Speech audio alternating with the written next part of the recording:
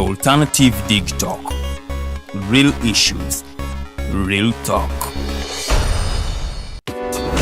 Looking for a pair of shoes? Let's Up Stores has a wide range of selection for unisex footwear. We have the best quality of all brands at pocket-friendly prices, and we make deliveries countrywide. Just place your order or reach us on 0772 08 0090. You can also check up at Let's Up Stores on all our social media platforms. Let's Up, craft your own footprints. Are you craving for that special meal that will entice your taste buds and leave you with lasting thrilling memories? Look no further. Spice Island Bulenga has got your answer. Natural, fresh and delicious juice, the best meals. Don't miss our daily specials from Monday to Sunday. Pizza Wednesday, Saturday Pizza Bonanza, you buy one and take two. Come dine with us and feel the experience. We are located at Prime Shopping Center in Bulenga, Mitiana Road. For inquiries, call us on 0704 11 1720. Spice Island, we treat your cravings.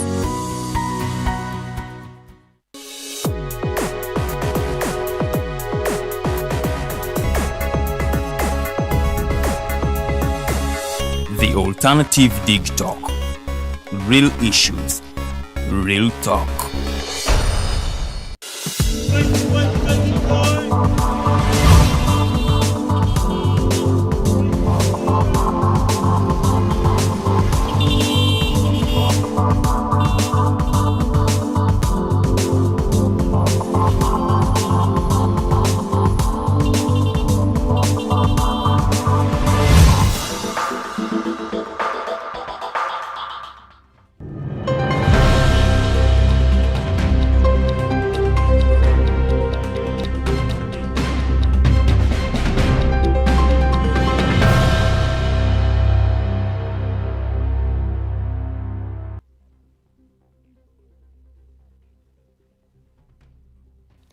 Wasuze otya gwe akedde naffe olunaku olwaleero lunaku lwakuna ennaku z'omwezi kakati tubala mwenda tuli mu mwezi ogwokusatu omwaka 2023 mbabuuzaako yonna gye musinzidde okuba nga mutulaba program The Mighty Drive ye program gy'ogenda maaso n'okuba nga olaba era nga nze Omumbejja Luwedde okuba nga ate ngikutuusaako akanyomero ke tulimu ke ka Mighty Global News Updates oba ebimu ku ebyo ebibeera byakoze amawulire mu ggwanga Uganda ate n'ebitundu by'eggwanga ebyenjawulo. So munnange gwatwegaseeko nkutegeeza nti ako ke kanyomero ke tulimu era nga ngenda kubanga nkuyitayitamu ku ebyo ebyakoze nate amawulire mu bitundu by'eggwanga ebyenjawulo. Nze Omumbejja Luwedde Lilian nga bwe nkutegeezezza agenda okuba nga nkutwalira ddala okutuukira ddala updates zino we zinaggwera era nga bwe zinaaba nga ziwedde anja kubanga negattewako munnange Rogers Tulyahabwe ate tusobole okuba nga tutambuza program ey'olunaku olwaleero. Nkujjukiza program eno ebeerawo okuva ku lunaku olw'Emmande okutuukira ddala ku lunaku olwokutaano ziba ssaawa 2 ez'okumakya ate okutuukira ddala ku ssaawa 4 nga twogera ku nsonga ez'enjawulo ezikwata ku mbeera z'abantu ezikwata ku byobufuzi ezikwata ku nsonga ate ez'ebyenkulakulana n'ebirala bingi nnyo byotasaanidde kubeera nga osobwa mu programu eno eya Mighty Drive era nga tubeera wano n'abagenyi ab'enjawulo nga nabo boogera ku nsonga ate oba bateesa 11 egy'enjawulo nga bwe tuba ate tugisengese era nga munnange bwekityo bwe kibeera tuli butereevu ku peegi yaffe ya Alternative Uganda ku Facebook awamu ne Digitalk TV gye mikutu kwosobola okubeera nga ate otufunira okwo nno gattako ku YouTube channel yaffe eri The Alternative Uganda ku Twitter handle yaffe nayo gyerinnyo at The Alternative Uga osobola okuba nga otufuna n'emikutu emirala ate egy'enjawulo. So tugoberere likinga pages zaffe otufollowing ku mikutu gyonna kwe tuli ku YouTube gye nkusaba kiri kimu subscribing ate ku YouTube channel yaffe tusobole okuba nga ebintu tubitambuliza ddala bulungi nnyo nnyini ddala. Ngenda kubanga mpitayita era mu ebyo ebimu ku byakoze amawulire wano mu Uganda era nga ngenda kubanga ntandika n'okukuza olunaku olw'abakyala. Olunaku olw'eggulo Uganda yeegasse ku nsi yonna okubanga bakuza olunaku luno olw'abakyala olubeerawo buli nga 8 omwezi ogwokusatu. Emikolo gyabadde kiruhura era nga ku mukolo guno omukulembeze w'eggwanga General Yoweri Kaguta Museveni yabaddeko nnyo okwo nno kwogatta ate ne First Lady w'eggwanga era nga ye minisita w'ebyenjigiriza omukyala Janet Kataha Museveni. Bano nno babaddeyo nnyo ku mukolo guno. Kwabaddeko abakyala ab'enjawulo era abalina ebifo eby'enjawulo. Kuno nno kwabaddeko Prime Minister wa Uganda Right Honorable Robina Nabbanja, kwabaddeko Speaker wa Parliament Right Honorable Anita Anet Among n'abalala bangi nnyo ate ababadde ku mukolo guno era nga omukulembeze w'eggwanga yayogeddeko ku nsonga ate ez'enjawulo. Ndowooza bw'obanga olaba ku screen yo oyo nno ye mukyala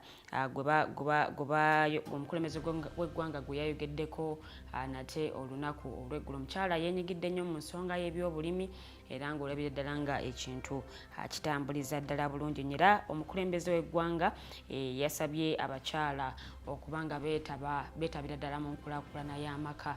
Munnange nabo babeereko ettoffaali lye bongera mu kubanga bakulakulanya amaka. Era ku nsonga eno yennyini awo nno n'avumirira ate n'enkola famire ezimu gye zikozesa ey'okutemaatema eby'obugagga naddala nga nnyinimu oba omwami owawaka abanga avudde mu bulamu bw'ensi era nga yategeezezza nti munnange kino kye kimu ku ebyo ebiviiriddeko obwavu okwesiba ku bantu. Nti kakati munnange omuntu bw'afa era kibaddewo nnyo, omuntu bw'afa babanga abadde alina ebyo byalese akoze famire munnange ezimu zibitemaatemamu ne batandika okubanga babigabanyagabanya, ono n'afunako kino n'oli n'afunako kiri. Kale munnange omukulembeze w'eggwanga ekyo nno yakivumiridde era n'ategeeza nti kiviiriddeko obwavu okwesiba ku bantu. Era ndowooza nange nja kukkiriziganya naye mu nsonga eno nti waliwo abantu abamu abatayagalira ddala kukola.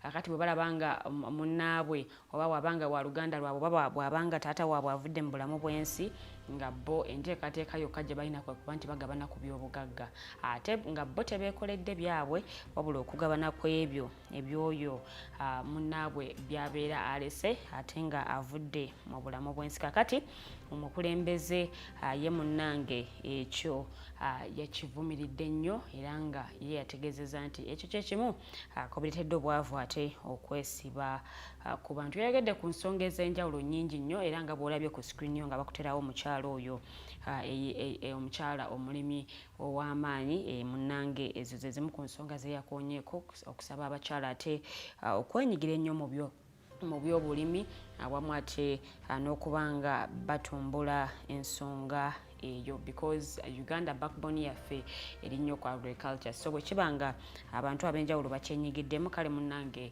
ebintu bisobola okubanga bitambula bulungi nnyo.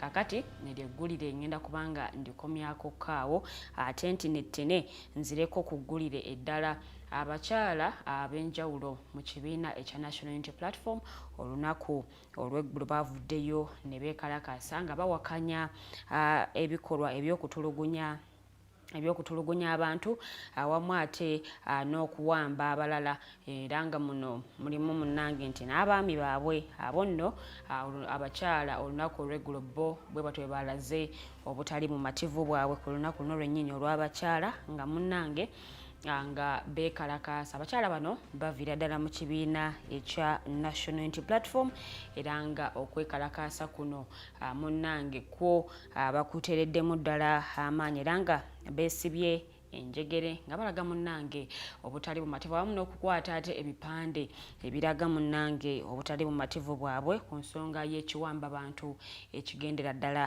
mu maaso. Kakati yo poliisi yazze munnange neyingira mu nsonga eno era ne wabaawo abamu ku abo abakwatiddwa ababadde beetabidde ddala ate mu kwekalakaasa kuno era nga munnange ensonga eno ekyagenda ddala mu maaso n'okubanga ebobbeza ddala abantu emitwe. Njogera ku nsonga y'okuwamba ate n'okutulugunya abantu. Kakati bo abakyala bavuddeyo nabo ne balaga obutali bumativu bwabwe ku nsonga eno munnange nti abantu bawambibwa era munnange nga baagalira ddala abantu bano bwe baba nga bakwatibwa baleetebwe mu mbuga z'amateeka basimbibwe mu kkooti basobole okuba nga bavunaanyibwa emisango gino bategeere ekibavunaanya kyo kiri ludda wa. Kwabaddeko abakyala ab'enjawulo abavuddeyo ate ne bategeeza ensonga ez'enjawulo. Waliwo omukyala yategeezeza nti ye omwami we bukyanga bamukwata kakati wayise emyaka 2 bukyanga mwami we akwatibwa tamanyi bigenda mu maaso.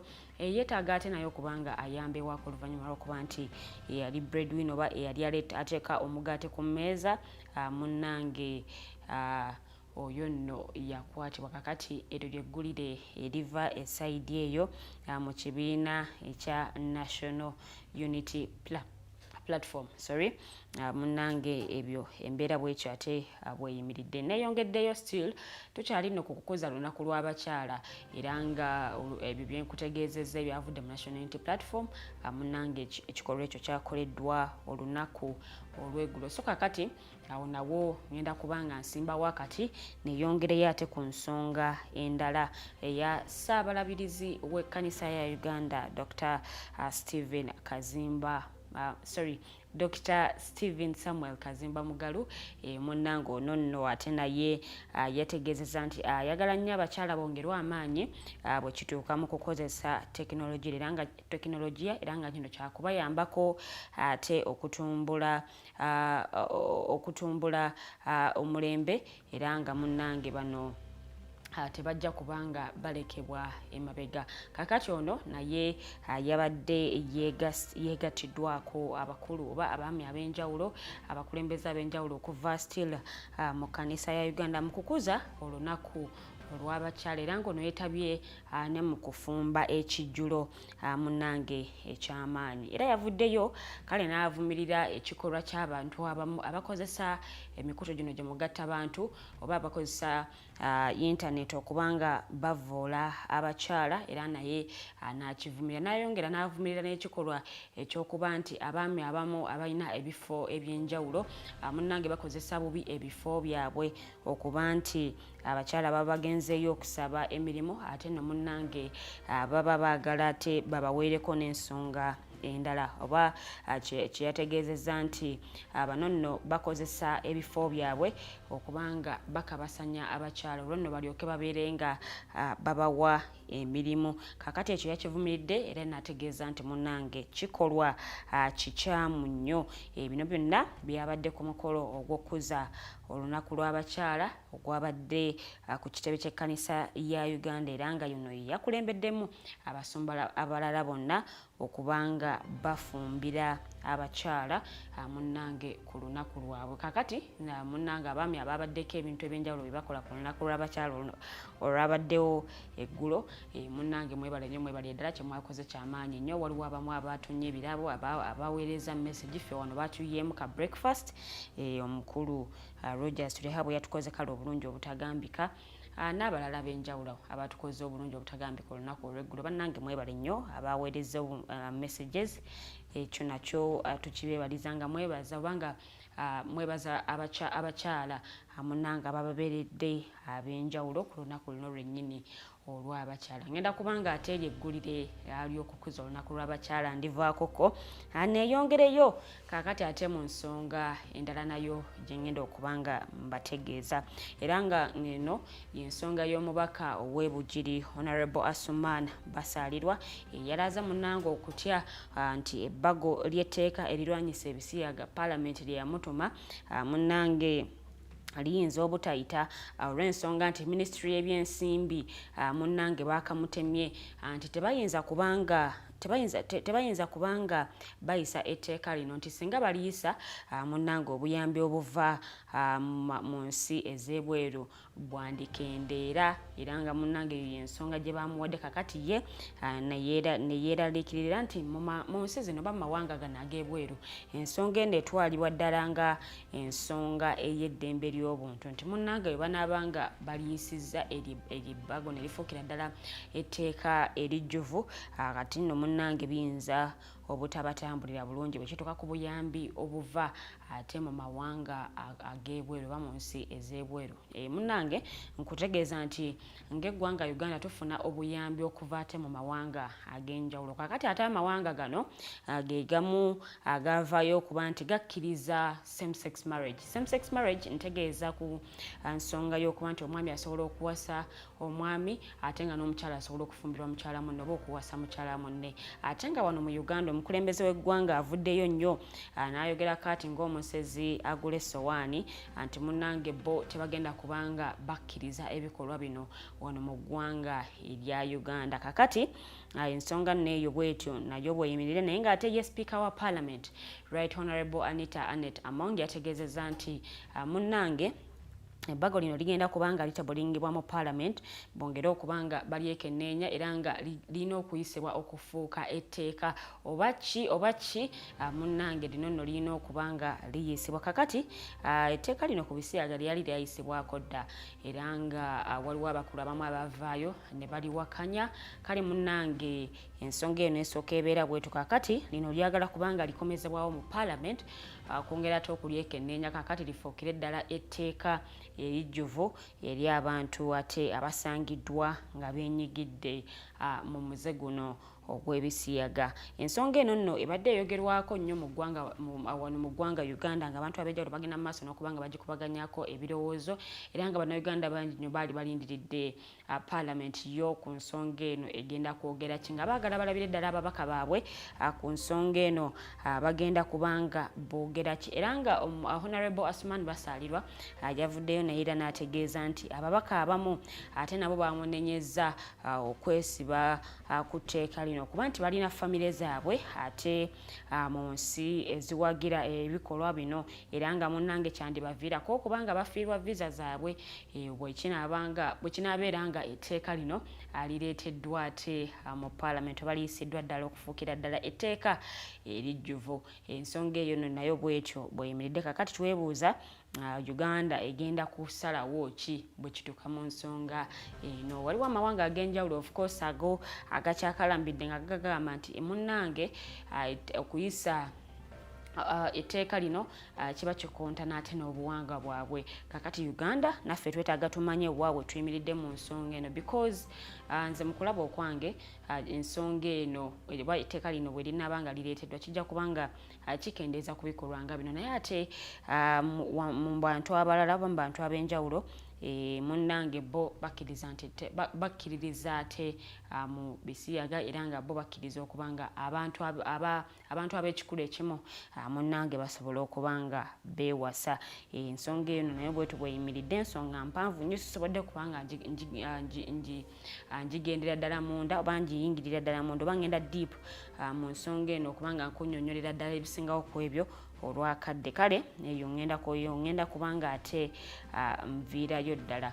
Olunaku olw'eggulo abantu abakozesa oluguudo lwa express highway bo bakedde kusoberwa olw'ensonga nti poliisi yalugadde okumalira ddala essaawa 2 nga tewali kidduka kimu oba nga tewali kidduka kyonna kikkirizibwa kubanga kiyitako era nga kigambibwa nti waabaddewo ekyuma munnange kye babadde bateebereza okuba bbomu era nga poliisi kwe kubanga yazibye oluguudo olwo okumalira ddala essaawa 2 okugenda maaso n'okubanga ate yeekenneenya ekyuma kino era nga oluvannyuma munnange kyakakasiddwa nti kino munnange ekyuma kya bulijjo era nga tekirina bulabe bwonna bwe kiyinza kubanga kireeta era nga bwobanga wetegereza ku screen yo bulungi nnyo eyo munnange ye message Uganda Police gye yabadde etadde ku mikutu gye mugatta abantu emikutu egy'enjawulo okubanga ate bategeeza abantu okukozesa oluguudo lw'Entebbe luli olukadde nga tebakozesezza luguudo luno olwa express highway. Munnange ezo nno z'ensonga nga bwe zabadde esayidi eyo nti ekyuma munnange kyebabadde balowooza okuba nti bomu abagenza okukizuula oba kukyetegereza nga munnange ekyuma kya bulijjo era abantu ne bakkirizibwa okuba nga baddamu okukozesa oluguudo luno ku ddakiika 22 ezakayita ku ssaawa 2 ez'amakya ag'olunaku olwaleero. Program The Mighty Drive ye program gy'ogenda maaso n'okuba ng'olaba era nga akanyomero ke tulimu ke kono aka Mighty Global News Updates era nga nze Omumbejja Luwedde Lilian okuba nga nkakutuusaako munnange ate naawe osobola okumanya ebimu ku ebyo ate ebyakoze amawulire mu Uganda n'ebitundu by'eggwanga ebyenjawulo. Kakati ye omulamuzi oba Justice Kenneth Kakuru munnange omulambo gwe gwakomezeddwawo wano mu ggwanga erya Uganda era nga munnange ono nno enteekateeka z'okuziika kwe zikyagendera ddala ate mu maaso. Ono nno ye abadde omulamuzi wa kkooti ejulirwamu awamu ate neegonjoola ensonga za ssemateeka. Ono yafiira mu ggwanga erya Nairobi gye buvuddeko era nga munnange omubiri gwe gugenda kubanga gwakomezeddwawo wano mu Uganda era nga gwakwasiddwa plus funeral services okubanga ate bagenda mu maaso n'enteekateeka eno ey'okubanga bamukolera omukolo gwe ogusembayo era nga wakutwalibwako mu kkooti ejulirwamu era nga wano wagenda kubeerawo olutuula olw'enjawulo. Kale ebyo bye bimu ku ebyo ebigenda okubeerawo ku mukolo gw'okusiibula abadde omulamuzi wa kkooti ejulirwamu Kenneth Kakuru yavudde mu bulamu bw'ensi eno. Tusaba omwoyo gw'omugenzi Omukama Katonda ate agulamuze kisa. Kakati munnange ngenda kubanga ndowooza updates zaffe nziwunzikira ddala munnange tusobole okubanga ate tweyongerayo mu nsonga ez'enjawulo. Kakati bo abamu ku bakugu abavuddeyo ne bategeeza nti woofiisi y'omubalizi w'ebitabo bamuyite Auditor General ebya gavumenti munnange ono nno alabika yeetaaga okwongerwa ebikozesebwa awamu n'abakozi okusobola okuba nti bakola bulungi nnyo emirimu gyabwe ate beewale okubanga bakola ensobi era nga kino kyavudde ku kuba nti woofiisi y'omubalizi w'ebitabo bya gavumenti mu kakiiko ka Parliament akakosase munnange yakkiriza nti alipoota yaabwe ekwata ku nkola y'emirimu gino ejja Kampala Capital City Authority mulimu ensobi ez'enjawulo era nga kino munnange kyaleese ebibuuzo biyitirivu. Kakati ensonga ezo ndowooza akakiiko kakosase kaatuula okubanga bakunya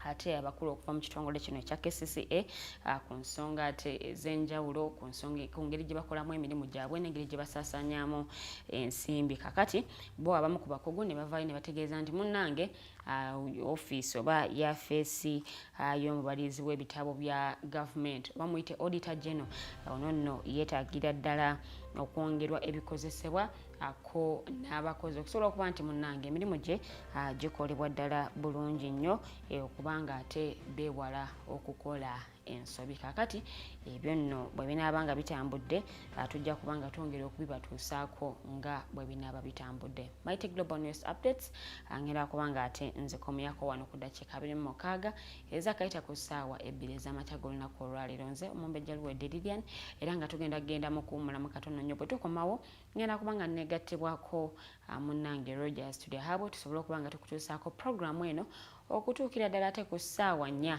ez'akalasa amayanzi nga twogera ku nsonga ez'enjawulo zotasaanidde kubeera nga ate osubwa newankubadde okubuusa amaaso. Tuwummulamu katono nnyo tukomawo Mighty Drive ekyagenda mu maaso.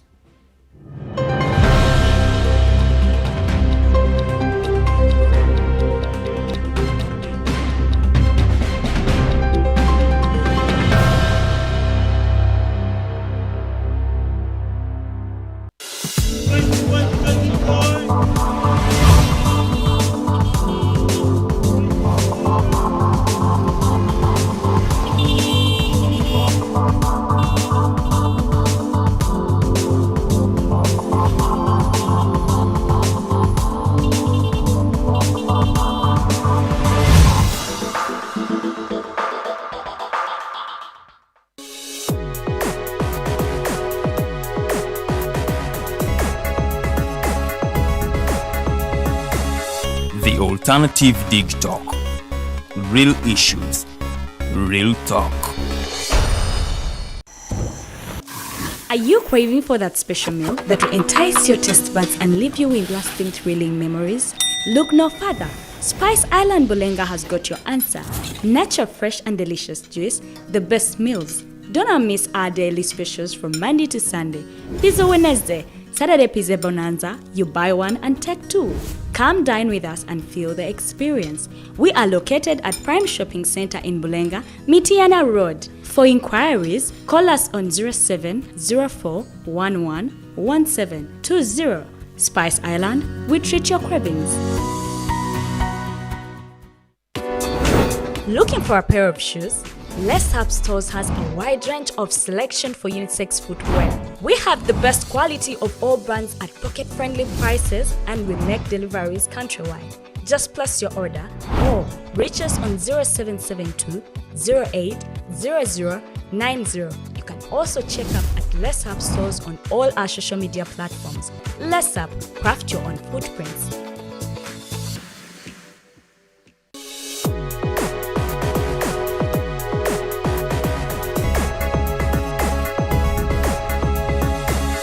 The alternative Digitalk. Real issues, real talk.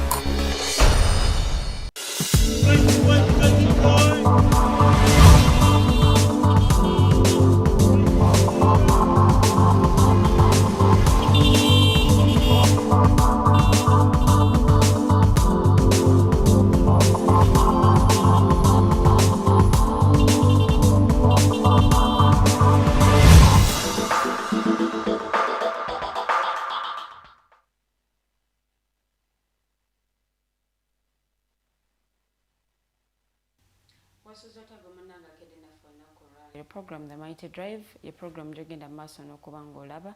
Nze Omumbejja Luwedde Lilian era nga sirinzeka ntambudde ne munnange Rogers Tulyahabwe agenda okubanga abalamusaako ate n'oluvannyuma atugende ddala mu maaso ne program yaffe ey'olunaku olwaleero. Tuli butereevu ku page yaffe ya The Alternative Uganda ku Facebook awamu ne Digitalk TV. So gye mikutu kw'osobola okubanga otufunira so nga ate ku YouTube tuli The Alternative Uganda okusaba busabi osubscribinge ku YouTube channel yaffe ate tusobole okubanga tutambuliza ddala ensonga eno bulungi nnyo. Kampe akazindaalo Rogers Tulyahabwe ate naye abalamuseeko then tugendere ddala mu maaso ne program yaffe. Rogers.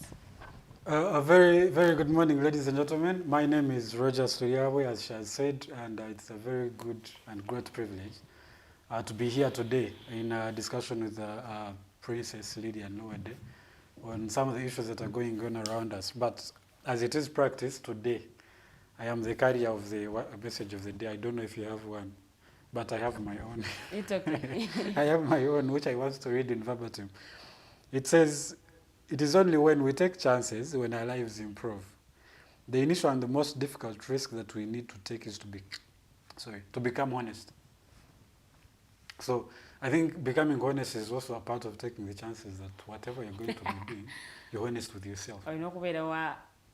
You don't play around, you don't play denial. There's a lot of people who are, you want to do something, but you also are living in denial. Will it do this? Will it happen? Is it actually an issue? Yeah. So I think it's also important that as we live life every day, you're honest with yourself. If something is going wrong, be honest with yourself and take chances to make it better. If it's something is right, congratulate yourself and do much better than that. We need to take chances. So you're going to take chances? Mochi. Everything. Are you honest with yourself? Yeah, I'm honest when it comes to food. With myself. I meant for not food. But it's a great honor to be here. Yeah. And you did give us updates earlier. I also understand, I should say, I wish you a late Happy Women's Day, late, because it was yesterday. And you didn't wish me, so... I did. But Thank you very much, but I'm also saying it. and it is a day that really people need to celebrate. Not just for the ceremony as one, because it happens once a year, so we know every 8th March it's Women's Day, so we come say Happy Women's Day, what, and we move on. But it is something that is a lot more substantial. Even society doesn't grow on its own without the contribution of women. And time immemorial, from at least in the ATS, as we used to call it, women didn't seem to be appreciated much for what they contributed, because they used to be at the receiving end. Everything was sort of passive for them. They were not doing any sort of work. Well, at least as far as recognition is concerned, there was nothing. The only thing they used to do with baberanga mu families kulabirira family, which is okay. but there's so much more that at least they have come to do now, and we can appreciate them for what they are doing. I can challenge you, in 50 years ago in Uganda, if you can find me some number of women who are doing journalism, who are on televisions at least, or even had the authority to sit and speak about a particular issue. So when you look at today, that is in line with yesterday's theme about advancing technology and stuff like that, and you know, and respect for women in that area. I think we've made so great strides, and I think it is worth celebrating. So that is why I'm saying Happy Women's Day to you and Teddy and Farida and every other woman that is out there. Yeah, thank you so much. Naye Women's Day no tujicelebrating nga ate tweyongerako. I mean, it's better kuba nti like bwe twali ate si bwe tulina okuba nga tusigala. So tulina okuba nga tweyongerako, tulina okusigala nga tupushinga, so that abantu bategeerera ddala nti okay, abakyala twabanywamanga, but this is what they can do. Kino kibasobola ate okuteeka ku mmeeza, oba kino kibasobola okugattako. So this Women's Day ereme kubeera bubeezi mu bigambo, naye ate ebeere nnyo mu bikolwa. Nze essira lyange we njagala abakulu abo basinga okuliteeka. What type of bikolwa, for example? Right now tukyalina ebisoomooza abakyala, yes. Tukyabirina ate nga tuvaayo ne twewaana nti okay, twava mu biyungu, batuwa omukisa, batuwaki, but ebisoomooza abakyala bikyaliyo. And we have women abasobodde okuba nga babotola, the broken soul. Yes, ne bafuna ne babaako ate we batuuka. So abo balinako we batuuse bakwateko ne kuba n'abalala abakyali wansi, because abantu bangi nnyo beetaaga that message, beetaaga obubaka obwo okumanya nti okay, bwe mbanga nnyigirizibwa ntandikirawa, ntuukira kwani, era omuntu oyo bwe mutuukirako nnyina kusuubira buyambi kikaaki. But there are a lot of people who don't know that. There are a lot of people who don't have that information, that bwe mbanga nyigiriziddwa mu family ndi mukyala, kiki kye ntandikirako, ndoopa luddawa. And at times some of them bakyalinamu nakuli okwekkiriranya n'agamba sijja byogerako biswaza n'okuswaza. I mean, nsobola ntya okuyimirira ne ngamba mwami wange yankoze bwati ne bwati. I mean, he's my husband, but then that person being your husband tekimuwalukusa kuba nti ate alina kutulugunya oba kuyisa bubi. And however much tugamba gender equality, mine is about gender fairness.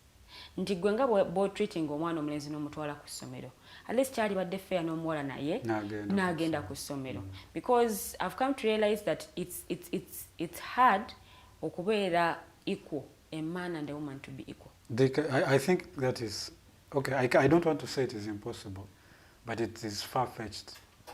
We cannot all do it. No, intrinsically we cannot. We can't be do the same things. Yeah, we can't be equal. So my advocacy nze njagala njebere ku gender fairness.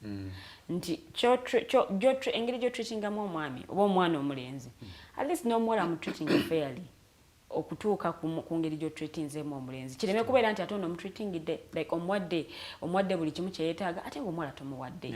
Tuli mu kyasa kya 21, ebintu byakyuka, si byakuba nti tukyali mu byasa biri ebyayita where omuwala teyasomanga. Omuwala nga bweweza 13 years, this babakufumbiza dda. But right now we have women abasomye, abalina master's degree, abakazi abasomye, abakazi abalamuzi. So ebintu bikyukemu, wabeerewo fairness wakati waffe. You did sorry to break. It's okay. You did mention that bali baitata kuso abasomose, those ones, the elevated ones. Yes. I don't know if it's also fair to call them the emancipated ones. Those who have sort of broken through the the society norm and stereotype of women have to be in the back seat. Yeah. There's a friend of mine told me, it was sort of actually an event, and he said that you are not successful until your successor succeeds, which is more like if, for example, you are a leader, you will only and only be successful if the person who inherits you or who comes after you is successful. If they succeed, you will only have succeeded. If they fail, even if you did so great, you will have done nothing because your legacy will literally just end at you. And obviously, one person who cannot prolong a legacy is one that is bound to fail. So that I want to put in line with the women who have made it.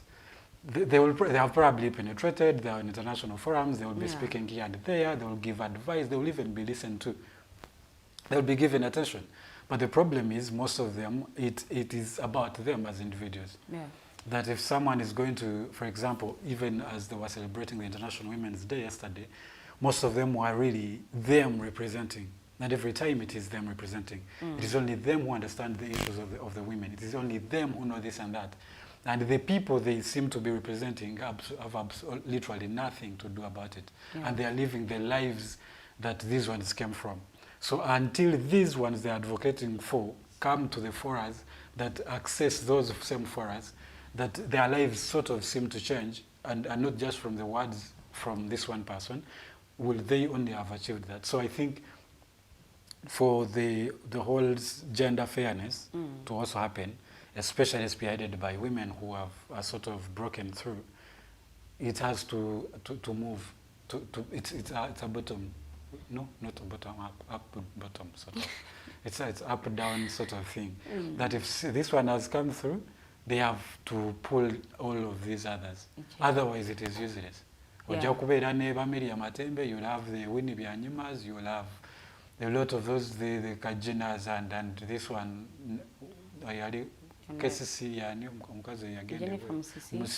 those class, even the first ladies, the prime minister, speaker of parliament, vice president, they are there, they have made it.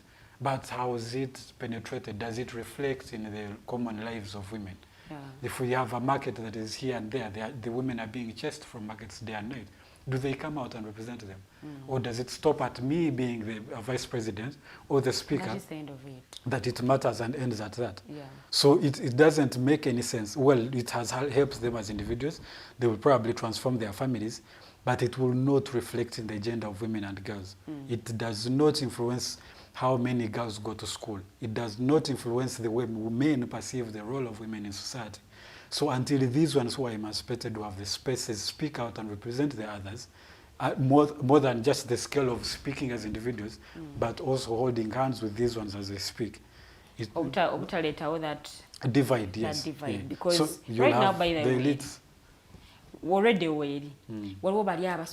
because the high end. I've heard certain people talk about women's thing, about the women's day thing, and they're like, yes, you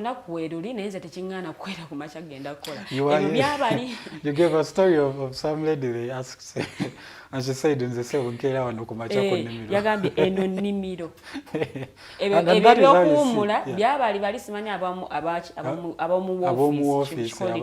yes, and I'm like, okay, so chitegeza wachaliwo gap between bana abachala abakoleja ebyalejjalejja awamu n'abakyala ate abakoze eki abali mu office oba abali mu bifo ebyo eby'amaanyi. And I love the fact that abakyala bavuddeyo okwenyigira mu nsonga y'okukola. Omukulembeze gwanga yakyogeddeko yesterday, n'agamba nti abakyala benyigireko at least mu nkulakulana y'amaka.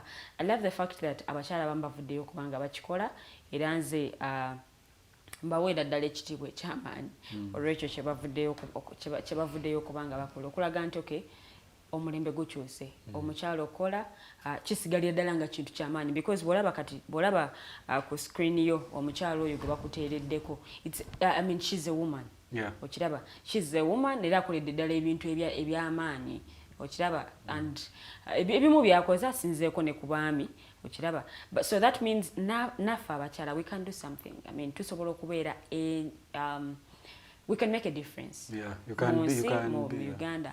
Yeah. However small gwe kyolowooza kyokola bwe kiri, I mean, kirina enjawulo gye kikola ate mu nsi. Yeah. So I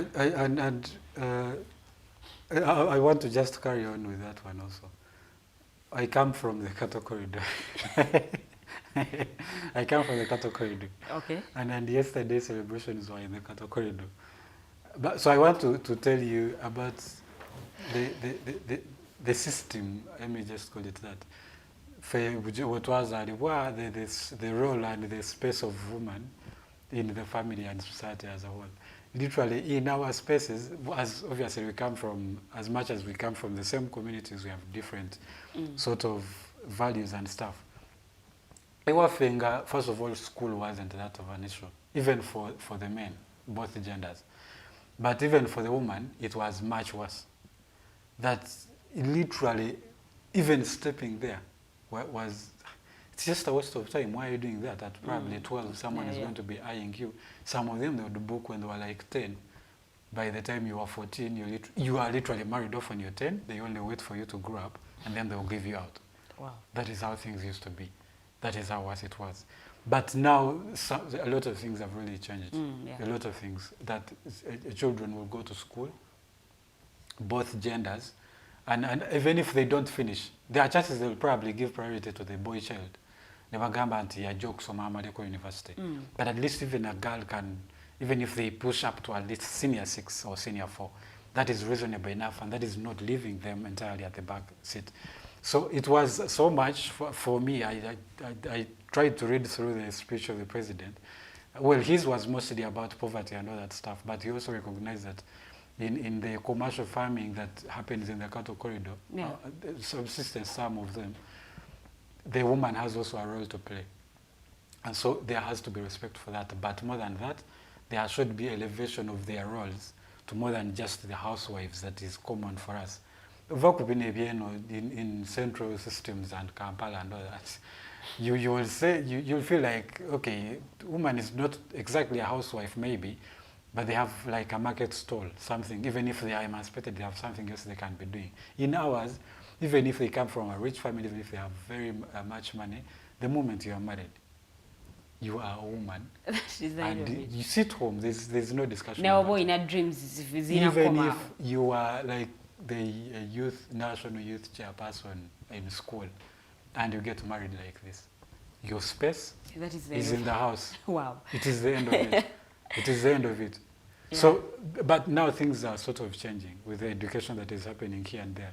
So I think there's something to celebrate, but there's also a long way to go to make sure that what is begun does not end at the status quo. We don't maintain that. We also strive to do much better. So yesterday I tried to listen into the president. I read his speech much later also, but most of it was about farming and how things were back in the day.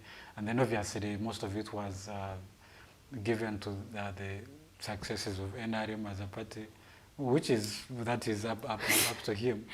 But I want to appreciate that there has been some sort of progress.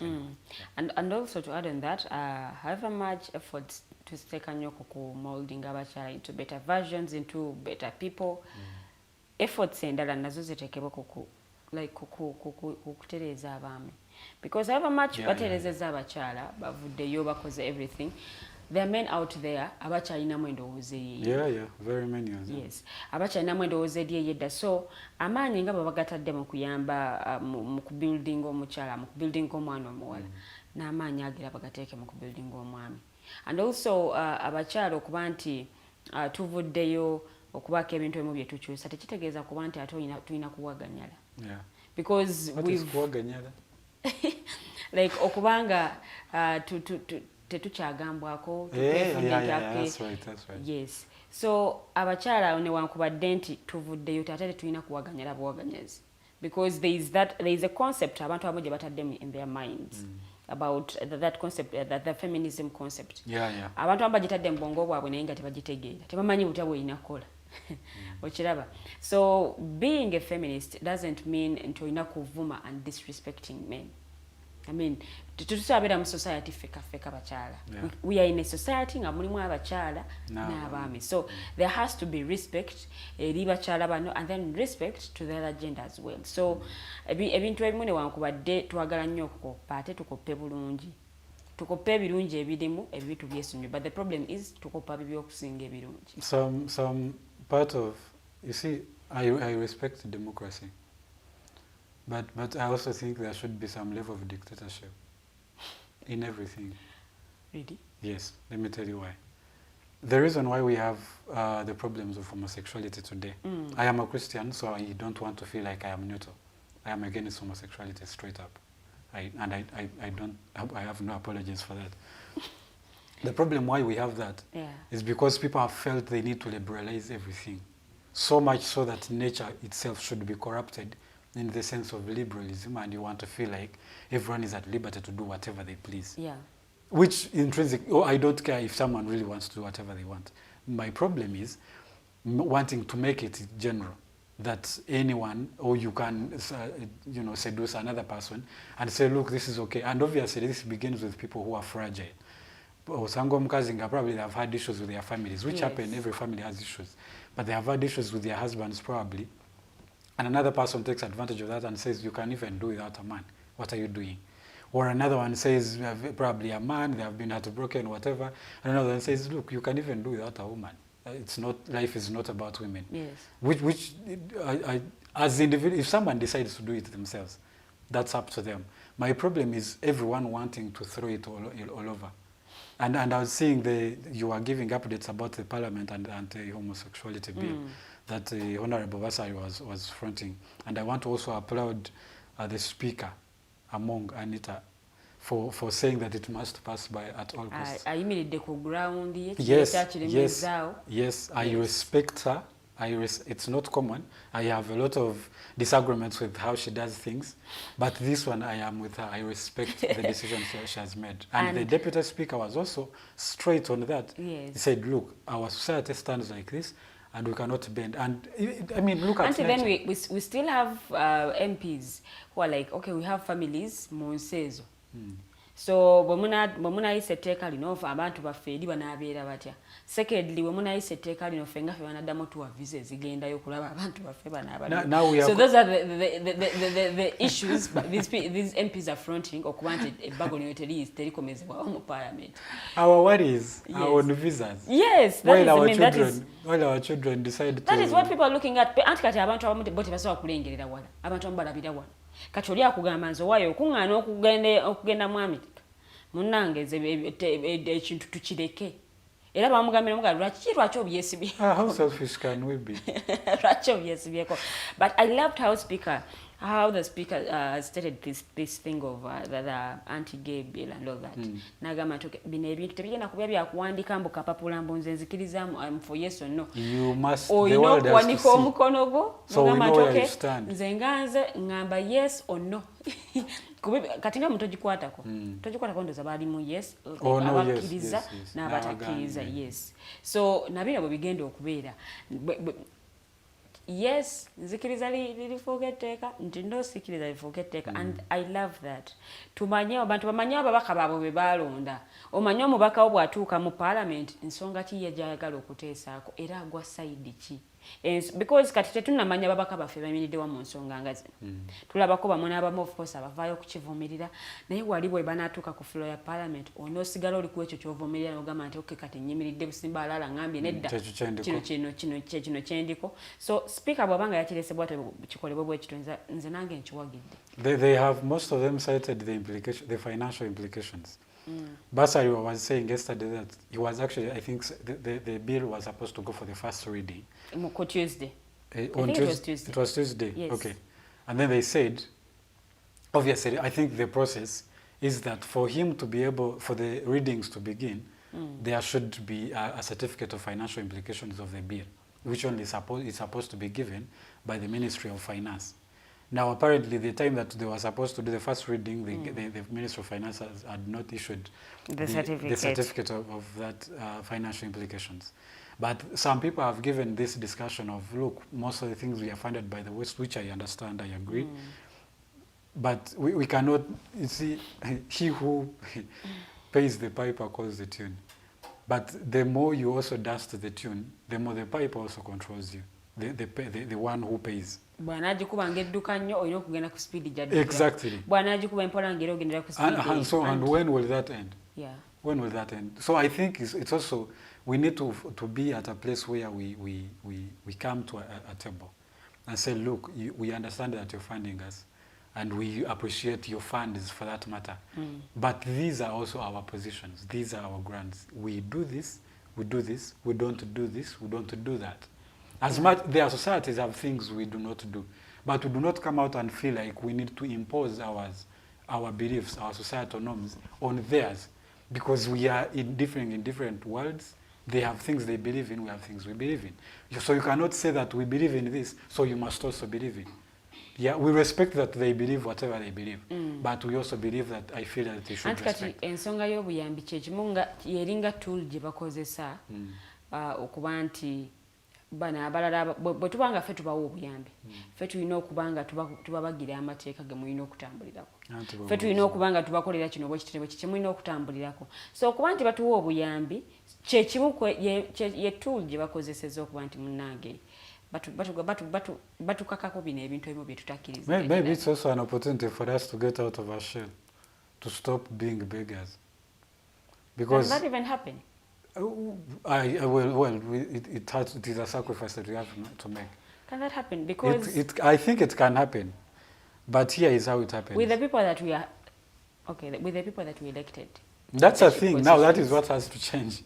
The people we elected, either they change or we change them. That's just how it works. But it's going to take a commitment and dedication of everyone. The leaders are obviously going to do those funny things because of the pressure from the West and from what they pay. Obviously, they want to show that they are doing something, which I respect. But if we are saying that this has to change, there's going to be a very big cost. But there's also going to be an even bigger cost if we don't change. So we have to decide which is a necessary evil. Either we stand our ground at the risk of losing the funds and try to find ways of survival, or we say we are continuing with the fund, so we keep quiet on our morals and everyone becomes whatever they want. We still have people who are saying that muna iwe na sijja kuddamu kufuna visa bajja kunda bawalinga nawaniko mukono nengamba eteekeddwa teriyisibwa. That's the thing. So if visa is more important really than their children, because let me tell you, as I am here, I would appreciate a visa to go anywhere in the world. I would like that to move around. That is okay. But I cannot move around when my son or my daughter is doing funny things. At that expense, no, I would rather leave the visa. So if someone is really selfish enough to feel like they need a visa more than the morality of their children and direction and the nature of their children, then really we have a bigger problem than just what we are imposed upon. So we need to, I think, prioritize, find which one works for us. But if we are saying we are living it at that, the laissez-faire sort of approach, to whom it may concern, my friend. President ye akyayimiridde ku ground ye nti ensonga eyo tejja kukkirizibwa wano. I hope he stands on his ground. Kubanga sometimes he doesn't seem very sure. Well, obviously, same worries I think as a president. I think knows atunulira ggwanga, I have to grow it and stuff, and most of the money comes from the other side, so I will be risking a lot of things. But I also think he also has a decision now to make. It's either or, there is no middle ground. We cannot be one leg in, one leg out. It's one side. And I am very glad Anita is taking a position. At least they will pass the law if they pass it, and the implementation now is going to be on institutions and agencies. Yes. But at least they will have done their part, and I am very happy for that. Wow, tulinze ndowooza nsonga bwe zinatambula okuva esayidi eyo ebinaava mu kulonda tukiyita ebinaava mu kulonda byetulindiridde oba binaggweerawo oba mubaka wange ye anaawanika mukono ku ki oba anaagamba ki bannange sikitegeera nakukitegeera naye katulinde bwe binaatambula. Omanyi nina ababaka babiri, nina owa Makindye East gye nnondera ne n'owa Makindye West gye mbeera. Kati owa Makindye West ye akakomawo tannatereera bulungi, siyo yabadde mukomera. Kakati naye simanyi wawe banaakubira akalulu kana n'abaawo.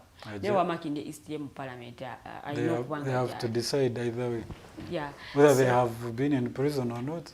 This one they have to decide because they are representing people. But what baagala, let them step down. Any other comment on Women's Day before we break? Okay, I think Women's Day generally for me is that we need to move forward, especially in the regard to, now we are doing TV, for example, digital. This used to not happen. Yeah. But how are we taking opportunity for that to also contributes to the women growth and their contribution in society and growth as Instead a to China, we are bullying. yeah, we have cyberbullying, we have cyber stalking, we have cyber crimes generally, and a lot of them happen to women. Yeah. So how are we making it safer for them? We are in the technological sort of revolution, technology advancement. Everything is moving from analog to digital, every single thing, be it work, be it life. Nowadays you can live in a different world, another one lives in another, but you can communicate every single day. You can know what is going on in their side of the world. So I think we need to work towards making it safer for them, but also including them in these developments to make sure that they are not left behind as technology grows, but they also have a space at the table, but it's also safer for them to be able to participate. Ate nga n'emikutu egimu nze omulaga ngu nzirayo nenkukubira abakyala. We have social media. And the way social media is controlling people of late, chikwewuunyisa, especially women. Abantu bagenda ku social media okwo, women, because I mean, yeah, she has a body and that is what she's exposing. I mean, and then at the end of the day, we keep on crying out to people that, oh, wanange mulekerawo cyber stalking, stop cyber bullying, stop cyber crimes against women, and then we expect change. So and some of them, they bring it on themselves. And yet for Lucy to so tukozesa the internet oba social media platforms eziriwo okuba nti tutereezaamu oba tukola ebintu ate ebituweesa ekitiibwa. There was something I wanted to talk about nature kigenze bwe kinaba kikomyewo. After the break nja kukyogerako, so tugenda kuba tumulamu katono nnyo. It's still the mighty drive. Tugenda kumulamu katono nnyo, but tukomawo in our second hour we are going to be talking about a number of issues zotasanide kubeera nga ate osubwa. Let's go in for a very short commercial break. We'll be right back.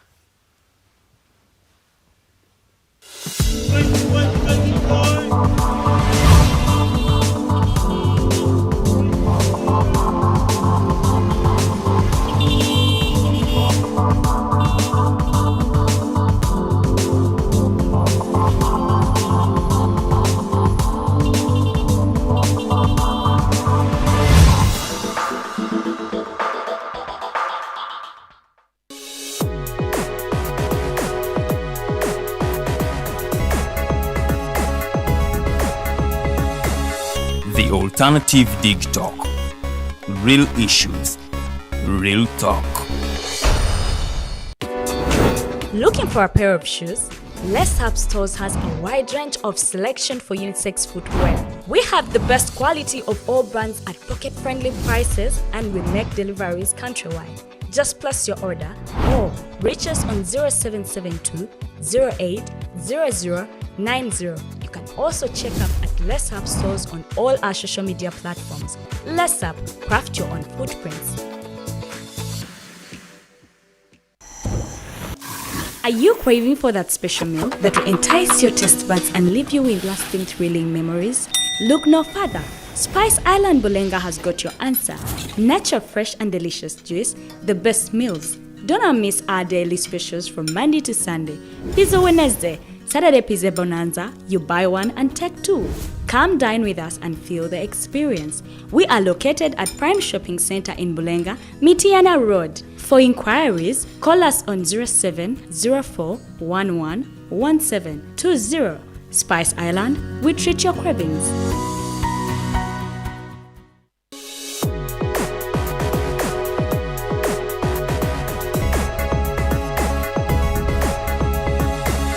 The Alternative Digitalk. Real issues, real talk.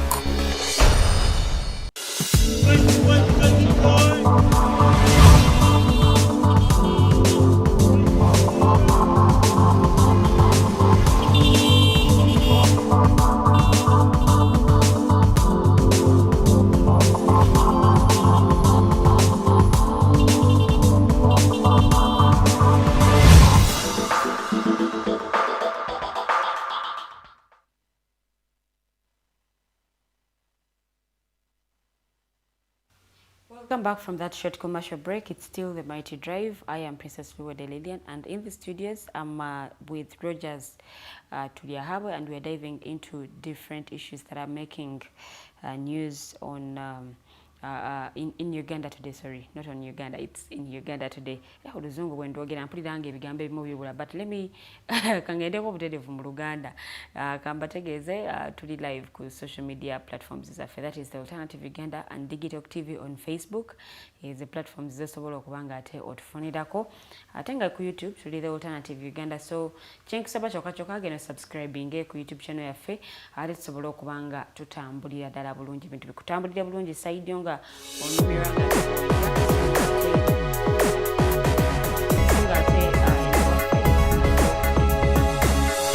Alternative Digitalk. Real issues, real talk.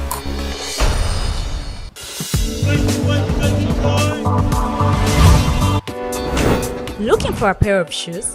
Let's Up Stores has a wide range of selection for unisex footwear. We have the best quality of all brands at pocket-friendly prices, and we make deliveries countrywide. Just place your order or reach us on 0772 08 0090. You can also check up at Let's Up Stores on all our social media platforms. Let's Up, craft your own footprints. Are you craving for that special meal that will entice your taste buds and leave you with lasting thrilling memories? Look no further. Spice Island Bulenga has got your answer.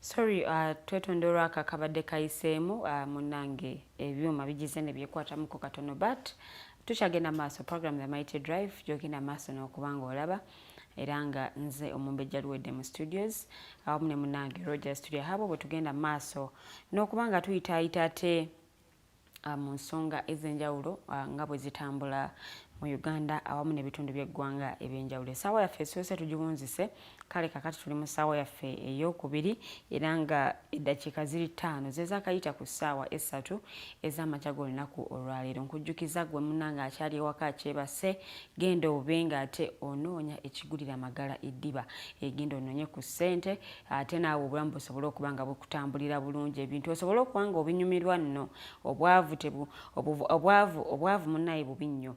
So mulimu ebintu ebimu by'otasobola kukola olw'ensonga nti tolinaamu kasente, naye agenda munnange ate osobola okuba nga okola, osobola okukyusa ate obulamu bwo nga naawe bwagala okuba nga bubeera. Kakati tugenda kuba tuyitaayitamuko mu speech y'omukulembeze w'eggwanga oba mukwogerako omukulembeze w'eggwanga ku lunaku luno lwennyini olw'abakyala. Munnange nga bwe nakutegeeza mu updates, emikolo gy'abadde kiruhura era nga omukulembeze w'eggwanga yavuddeyo n'ayogerako ku nsonga ez'enjawulo. Yakonye ku ensonga y'obwavu, abantu abakyala balina okuba nga bakola nnyo okweggya mu bwavu ate n'ebirala bingi nnyo. So Rogers agenda kuba nga abituyisizayisizaamuko ebimu ku ebyo omukulembeze w'eggwanga bye yakonyeeko nabyo tubikubaganyeeko ebirowoozo ate programu etambulira awo bw'etyo mpolampola. Rogers, Okay. I don't know whether tusobola okuwulizaako ku speech ya president nga producer waffe agituteereddeyo bulungi. Simanyi oba kinaaba kisobose, but ndowooza ogira otuyisizayisizaamuko. Okay. I think he usually begins with history. His speeches are always back in 1980 back in 1970s, and yesterday was no different. He was speaking about how they began with the anti-nomadism campaign back in the 1966, 67 or thereabouts. Him and Mzee Byanyima and Mwesigwa Black and all those guys, that they used to walk from kraal to kraal to just preaching the gospel of stop the nomadic sort of life. Nomadic sort of pastoralism is one I have been a part of.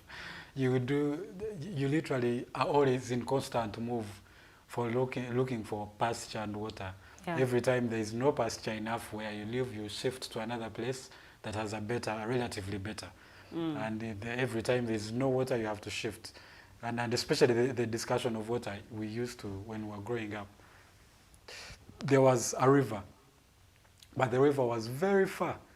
In dry seasons, obviously, back then there were no these deep dams like we have today. Okay. And nowadays you have dams that don't dry.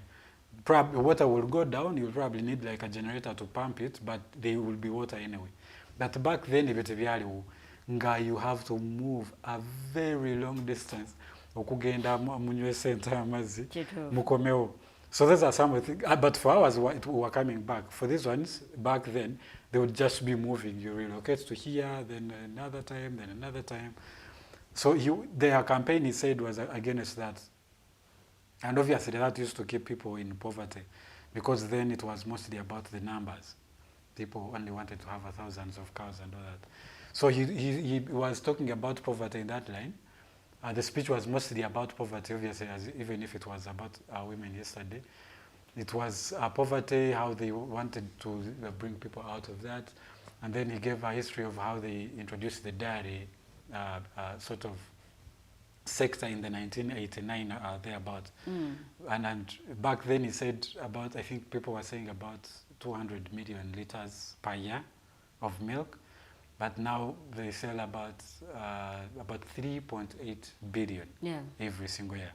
And that is a very great development. And if you see some people like me who has a pastoral background, obviously, because yesterday I was more into the cattle corridor, my study, my school, my everything was about milk. You sell milk, you get school fees, you go to school. That is just how it works. And so he was talking about that and saying, look, the way we are only going to get out of poverty is if we use what is in our means. We understand the world has moved on, it is probably now in technology and all that, but our setting is sort of unique. In other countries, they have one season, but you will find that they have food security throughout all the other seasons, and yet we have 2 seasons here, but we will have people in Karamoja who are dying of hunger, but they have seasons. Yeah. So he was trying to say that we need to use what is in our means to try and get out of poverty. So he talked about all that. He talked about the value of the dairy sector now is at $3.8 billion. Exports are worth around 106 point something billion now. And it's a very great development. Honestly speaking, it has been revolutionary. It has been a very great development, the dairy sector and all that kind of stuff. I understand that because I am a product of the... No, the whole idea is one. Okay, I'm going to also go on the other side of farming and this is pastorism, the other one is agriculture. What is the Okulima side? What is that called? There's a term. No, there's a term for that one that has skipped my head. But that one, he also talked about the 4-acre model. The 4-acre model was that if the land is small, which I understand at least most people have at least like an acre. Nababera Mutaoni, they have villages, and villages they have like half an acre or an acre. So the 4-acre model he was talking about is that you partition them into one acre. So in 1 acre you plant, for example, one cash crop, another one is a food crop, another one is like you have like maybe 3 or 4 cows, and then another one you put another thing. So that way, first of all, you have a variety, but it also keeps running. If you have only one block land, 4 acres in itself is not going to be useful, because if you have 4 cows in 4 acres, there are chances you will not have enough food. Yeah. But if you have them in 1 acre, and obviously was also telling people to grow pasture manye omuddo bagusimba omuddo gwabasimba entegwezirya kakitegeza bwoba ina eka emu ng'osimbyemu omuddo ente 4 ne 5 zisobola okuliramu eka emu naye singa oba ozitadde mu eka 4 zonna nga topatitioninze tezigenda kumala kuba first obeera tugenda kubeera na mmere. There are times that are going to come ng'ente teziyonsa, for example, sekitegeeza tujja kubeera n'amata, so you will not survive that way. So partitioning, so that is one of the things he was talking about and all that. But that was mostly for smallholder farmers. Abalina amataka matono. Abasigadde, obviously, it's looking at things from a commercial perspective, because his emphasis was on commercial farming. For example, if you have 100 acres, you should be able to have, if you're probably in cows, should have a good quality to be able to produce a good amount of milk that is going to sustain you, so that way you can do other things. But even as you have 100 acres for cows, you should have like 10 of them or 5 of them for food crops, so that you have a good flow of food. You have the families catered for as far as food is concerned, but you also have the cows that are going to give you an income through the milk means and selling milk and getting money and all that kind of stuff. So his thing was mostly about that. And the other thing he also put emphasis on was fragmentation of land. He was saying that we need to, in most societies in Uganda, they look at omuzadde wafa nga agabira abaana. Bw'abagabira omuzadde bamala okufa bw'ati nga buli omu atwala ekike, baagala bateme. Zibadde eka za 10 nga muli abaana 10, buli omu ayagala eka ze 10. Zibeera 10? 5 ndowooza. I don't know. If they are 10, I think those are 10 acres each. Yes. Buli omu atwala eka ze 10. But there are chances eka ze 10 ziyinza obutakukolera what the 10 of you would have done with 100 acres. So what he was emphasizing is that what you do is, if a parent dies, have shares. He was actually emphasizing on wills. Nti gwe omuzadde bw'oba ogenda kufa, you leave a will. Will ebeera nti kyekiraamo sikyo.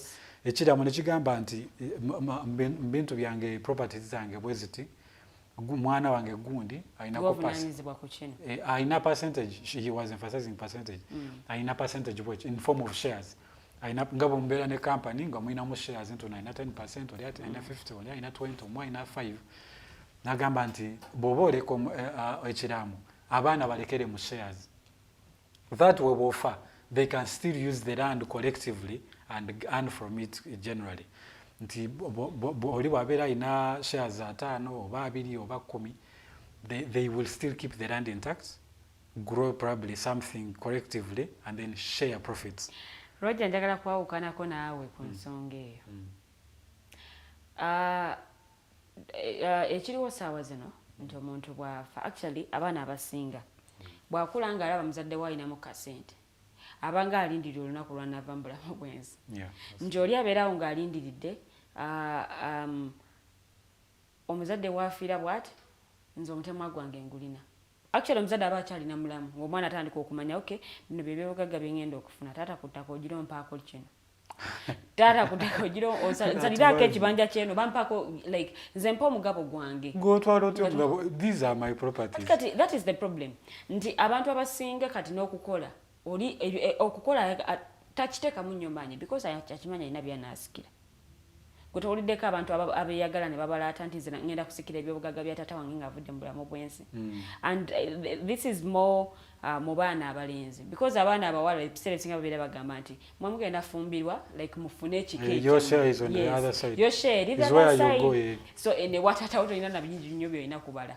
Omulenzi n'abeerawo nga ye takola naye ng'akimanya taata alina amataka, ngenda keera ku makya nga nze musika. Ate ng'abasinga obungi bw'amala okusikira ebintu ebyo ekitandikirwako kutunda. So this thing omukulembeze gw'eggwanga kyayogeddeko nti babawere mu percentages, basigale ng'ekintu bakyakikuumidde wamu. I mean, it's hard. It's very, very hard abantu okusigala nga like ebintu bakyabikuumiddewo. Most of them ye kasita afunako portion ye ng'agitunda. Olufuna that because bw'ogamba nti babawe percentage, olina amanya nti okay, I have my tugeze 15% ku byobugagga bya muzeeyi. Ajja kugamba you give me my 15%. And then we've had issues of okolaganira awamu whereby abantu abamu bwe bakolaganira awamu ate ensonga zitabuka n'okwawukana we kuva. Nti oli ayinza okugamba tukolere wamu, tusimbe kino tusimbe kiri, ne mukisimba oli nayagala atwale the biggest percentage. Oba ne mukisimba ono nga talina nnyo kyataddemu naye ng'ate era yayagala okufuna the biggest percentage. So ne wabeerawo obuzibu awo. You see, human beings are naturally greedy. That is what it is. Everyone wants more. Everyone wants more. Even the ones who have more want more. So that is just how it works. But his message was about poverty. That if we are going to fight this thing, if people should have at least basic livelihoods, it will most likely be hard for you to do on your own, alone. So Nagambanti, I don't know if that is, I find it sort of uneasy also, but it's an initiative that it's not a president that is going to put it in place. It's an initiative that is advising people to adopt. That you can come with an idea of how to make that land productive. Collectively, first of all, you're able to probably source enough resources to make a reasonable investment. But for second, you also have enough space for a very good big investments to happen. Naye bozi partitioning the chances oli agenda ngabo gamba. Oli agamba nti mzee wange nze bwafane nawo mugabo gwange. Bwagufuna nagenda agutunda bwagutunda ngalaga. Ngavuga board. Isn't that poverty coming in now? Byanti kati wanalaba kino kyamangu nnyo. And I think government beetaaga okwagazisa abantu obulimi. Abavubuka especially because tulina the biggest percentage in this country. Okubaagazisa obulimi. Nti oli alime because we've had people abakulanga balima and then right now akirabanga nakiwona. I believe you've heard of stories like that. Oli n'agamba nti ffe twakula tulima naye nga ssaawa zino bw'omugamba agamba omwana w'alime abeddera nga ate tekisoboka. Omwana wange tagenda kubirimayo. Nze nalima nange nendima naye omwana wange tajja kulima. Okiraba? Ate nga mu kulima okwo bujja kwesanga mwe mwavanga school fees. We talked about here nti mu bulunzi omwo you had to do this so that ofunamu school fees. So nekiba nti abantu kati abazze mu kulima bantu batono nnyo. Ate abamu amaze kukula n'alabanga emyaka gitandise otambula n'agamba netaganze ate nzire mu byokulima n'okulunda. And that is the problem. Nti ate kati bwe tunagamba nti buli omu alinda asooka akulemu atuuke mu myaka giri egitandika okukaddiwa ate ali okadde mu bulimi n'obulunzi. Then banaaba wakati tugenda surviving nga tutanga buli omu agamba nze nalima omwana wange tajja kulima. Nze nakola kino omwana wange tajja kikola. You understand? Ate nga bebimu ku bintu ebyakola ki ebyabakoza. Agriculture is the backbone of this country. But right now bwe tuba tugamba backbone ya country eno simanyi oba ekyali agriculture. I'm going to ask. Ebimu ku biyimirizaawo eggwanga. Sikiwa nti tukyali mu bya bulimi bulunzi. Let me ask you a question. Anyways, I think the general problem has been that n'abo abalima abakwesamba kati theirs was sort of a hand-to-mouth thing. So they had to do it repetitively. But with no particular focus on how much this can contribute to my livelihood. It was about food, eating just food. Yes. Not the extended part. And I also, by the way, mentioned on some of those. Nagamba extensive agriculture apparently is going to be funded by the Uganda, UDB, Uganda Development Bank, stuff like that. And that he was putting focus on okugamba nti if you're doing something, do it on a sort of a bigger scale. No, it's not about the nimie 1 acre, the type of food I have planted is only for my home consumption. You may not have enough livelihood. So nechiba nti newotuwagazisa abantu okulima. I should have enough knowledge to know which one is what probably can work where and what amount can bring them that sort of livelihood they want. For example, he gave a highlight. I think I was reading one of his articles. He wrote, I think, a long time ago. He said that, for example, cotton. I think he gave an example of cotton, and said if you have probably 4 acres, there are chances that the cotton you will grow in that space may not be enough to put you somewhere. But if, for example, now it also goes to the 4-acre model that I was talking about, that if, for example, those 4 acres, you partitioned them and grew, for example, banana in one, then that kind of stuff, there are chances that you might get some sort of resources because now you have a variety, you can try to find a market in different places. Now, Tunga maize needs a big chunk of land for you to be able to benefit from it. In our areas, in one of our lands, my father, he yapangisa a maize grower 100 acres but he was only able to benefit because he planted on a bigger scale. So it was benefiting him and my father because obviously he was renting him. But if, for example, my father had decided that I am going to do farming on 90 acres and only do 10 for maize on his own, the chances he would not have benefited on the maize because it needs extensive for you to be able to benefit much better. You're right. So the things with fragmentation of land is mostly about how much you can get out of this bigger land. Because a fragmented one, honestly speaking, it will not get you out of poverty. It will not. Because first of all, you not have enough investment. For example, 1 acre will be enough for someone who's investing in something just as in Bako Bizimbi. Nebo bera muntu nti investment yegenda kubeera mbi abulunzi na bulimi. 1 acre yinza obutakumala. Naye era nti kakati tunotandika n'ekitono ky'oyina. Ekyo kituufu. Anti kyekyo kyagamba nti kati ekyo ekitono ky'oyina on the 5th, for example, there are 100 acres. If your portion is 1 acre, your chitono can add to another chitono and you can make a bigger one, so it's easy to reap collectively. Obviously, M7 has a background of communism, so you will understand most of his initiatives are collective benefit, not capitalism that everyone has to be on their own. And I honestly buy into his idea, because it's much easier to get from a collective space than you can earn from a very private land. And I think Uganda ndoza twetaaga ensonga eno tugitwale serious, ensonga y'ebyobulimi. Ekintu kino obanze ngamba tukyawule namu tumanye nti eno yewava eno region oba mu districts zino balimayo matooke, abeeno balimayo kino, abeeri balimayo kiri, because tofunye obuzibu nti abantu abamu bwe bamugamba nti akatale kakati akaliko kamwanyi agenda alime emmwanyi bw'aba gamba nti akatale akaliko ka bikajjo buli omu agenda alima ebikajjo, ndoza waliwo gye twayita n'olaba nga abantu buli omu kati alima ebikajjo, and then the market efunda because kati abantu mwenna mulima kyekimu, abafulumya bangi nnyo, so n'abo katale wali bajja kwebadala bakimanye nti ebintu bingi nnyo katale bwe zibanga mmwanyi nnyingi katale amanye nti kati bano ngenda badondola. Kyova olaba nti omulimi afiirwa, naye singa tubadde nti bano balima amatooke, bano ne balima ennaanansi, bali ne balima ennyaanya, bano bagenda kulima kasooli, bali like tumanye nti buli regions ez'enjawulo, at least oba mu districts ez'enjawulo waliwo ekivaayo. Naye bwe tugamba nti tugenda kudda mu kulima buli kimu, tetugenda kumalako. Gw'ate yiika emu ey'ettaka kuliko ebikajjo, kuliko amatooke, kuliko emmwanyi, olimiddeko amayuuni, osimbyeko n'ennaanansi, byonna olimyeko bwe kati. Byonna olimyeko buntu butini nnyo bwe buti, okiraba. So I think twetaaga tuddemu oba abantu babangulwe ku nsonga eno ey'ebyobulimi. I agree. Emisomo ng'egyo gyetaagisa. Abantu bamanye nti okay, however much kino kye kiri katale naye nze kansigale mu kino. Because bw'ogamba nti buli omu agenda yes abantu buli omu ajja agenda alime, nzikiriza buli omu alina omukisa gwe, naye ate baako ekyenjawulo gwe kyokola. Gwe bw'ogamba nti ogenda kukola nga buli omu bw'akola, nga bwe nkugambye nti oli alina yiika emu y'ettaka alimiddeko obutunda, kuliko kasooli, kuliko emmwanyi, kuliko amatooke, ebintu bingi nnyo byonna bifuutise mu kifo kimu.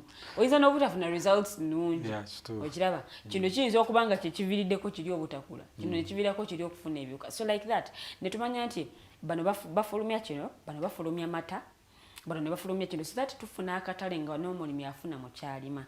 Naye kati omulimi alima n'akugamba akatale tekaliiyo.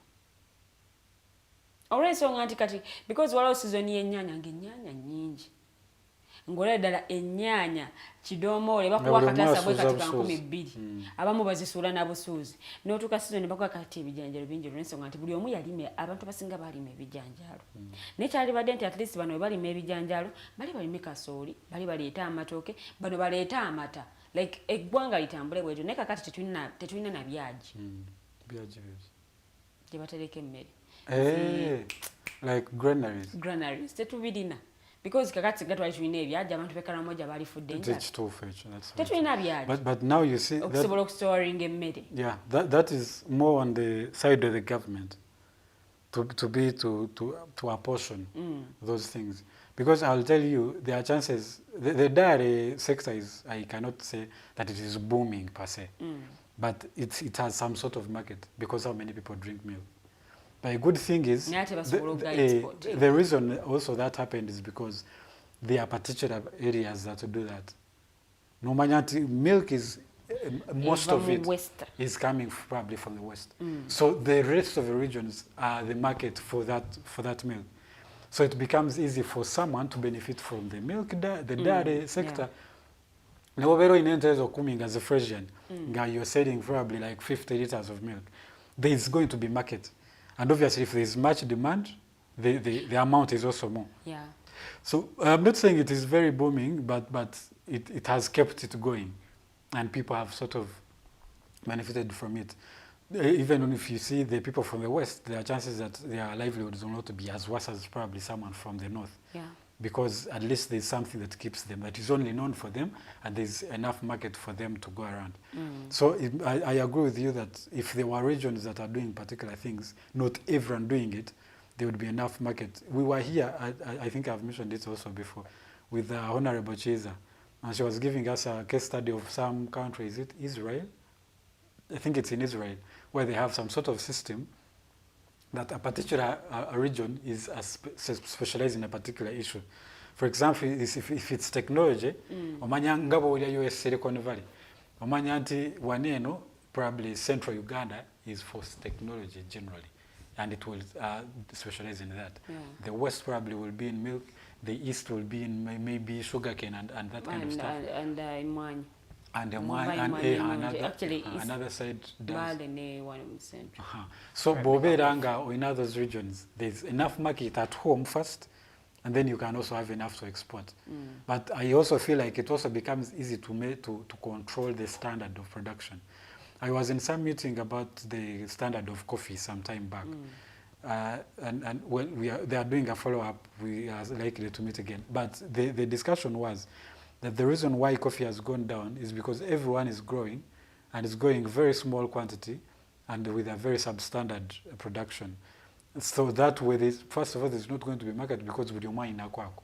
Ngabo bado gama nto ina eke mo olimide mu buntu 10. Buli omwa ina kakatu akusotaja kwetaga kako.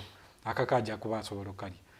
So it becomes easy to control and measure standard. Bogamba nti milk is only coming from the West. You can only ensure that because you know where the people are who are in that business. Omanya nti bomutino gwate kuvuddeyo bulungi bali wabentuukira. Exactly. Omanya how to implement those kind of systems. So it becomes easy to produce standard, and standard will make it easy for us to have quality to export. So we'll not have the Kenya banning our products and all that kind of stuff. You'll have countries consuming your products. The shells, like zigonda nyo. That means shells temwali kalisha mamala. That's possible. Yes. So amajiba kasoli, omutindo gwa kasoli nagwo si mulungi. Ate ng'olabira ddala omulimi agamba nze ntaddemu kingi. Naye nga product efulumye. Exactly. Kati singa babeeranga mu region yamu ngabo badde ogamba. It becomes easy to kuongeza omutindo. Bw'oba ogenda kukola emisomo omanya where to go, omanya which people to reach. Bwe mba ndi wakola misomo gya nnima ya kasooli bwe kiti. Ogenda abalunzi bankoko beetaaga kugaidinga bwe bati n'emmere. But also the issue of the products ezibeera katale, especially eddagala erifuuyira abamu bagamba libeera fu. Fertilizers nazo oluusi teribeera fu per se, but that is how they make it. That's a whole different discussion. I don't know if we'll finish. I tried to read something about that whole discussion because fertilizer has been in line with the GMOs and all that.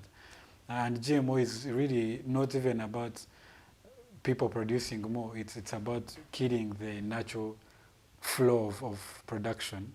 So some people have hegemony over the market. For example, if you're using fertilizers, you cannot live without them. So you must create, yes, so you create market for them. So it's really about the market for the other people, not really about your livelihood and sustainability. So which is okay, but you are moving forward, you cannot live without it. So you must keep supporting them. So fertilizer. Obviously it has a health issue, it has health impacts, but the GMOs and fertilizers were really not about to maximize production. It was more about to create market for people, for the those corporations that sell the fertilizers. It was more about them controlling the market really than sustainability of production of food. Omukulembeze w'eggwanga ndozayirabidde n'okukola ku nsonga y'obutonde bw'ensi. Kyekimu ku biviiriddeko okuba nti tetukyafulumya bintu bingi nnyo because kati abantu abamu tebakyasobola kumanya seasons eziyimiridde zitya. Tetukyamanya. Oli takyasobola kumanya nti kati eno season nsimbe. Aba yakasimba ne bifa.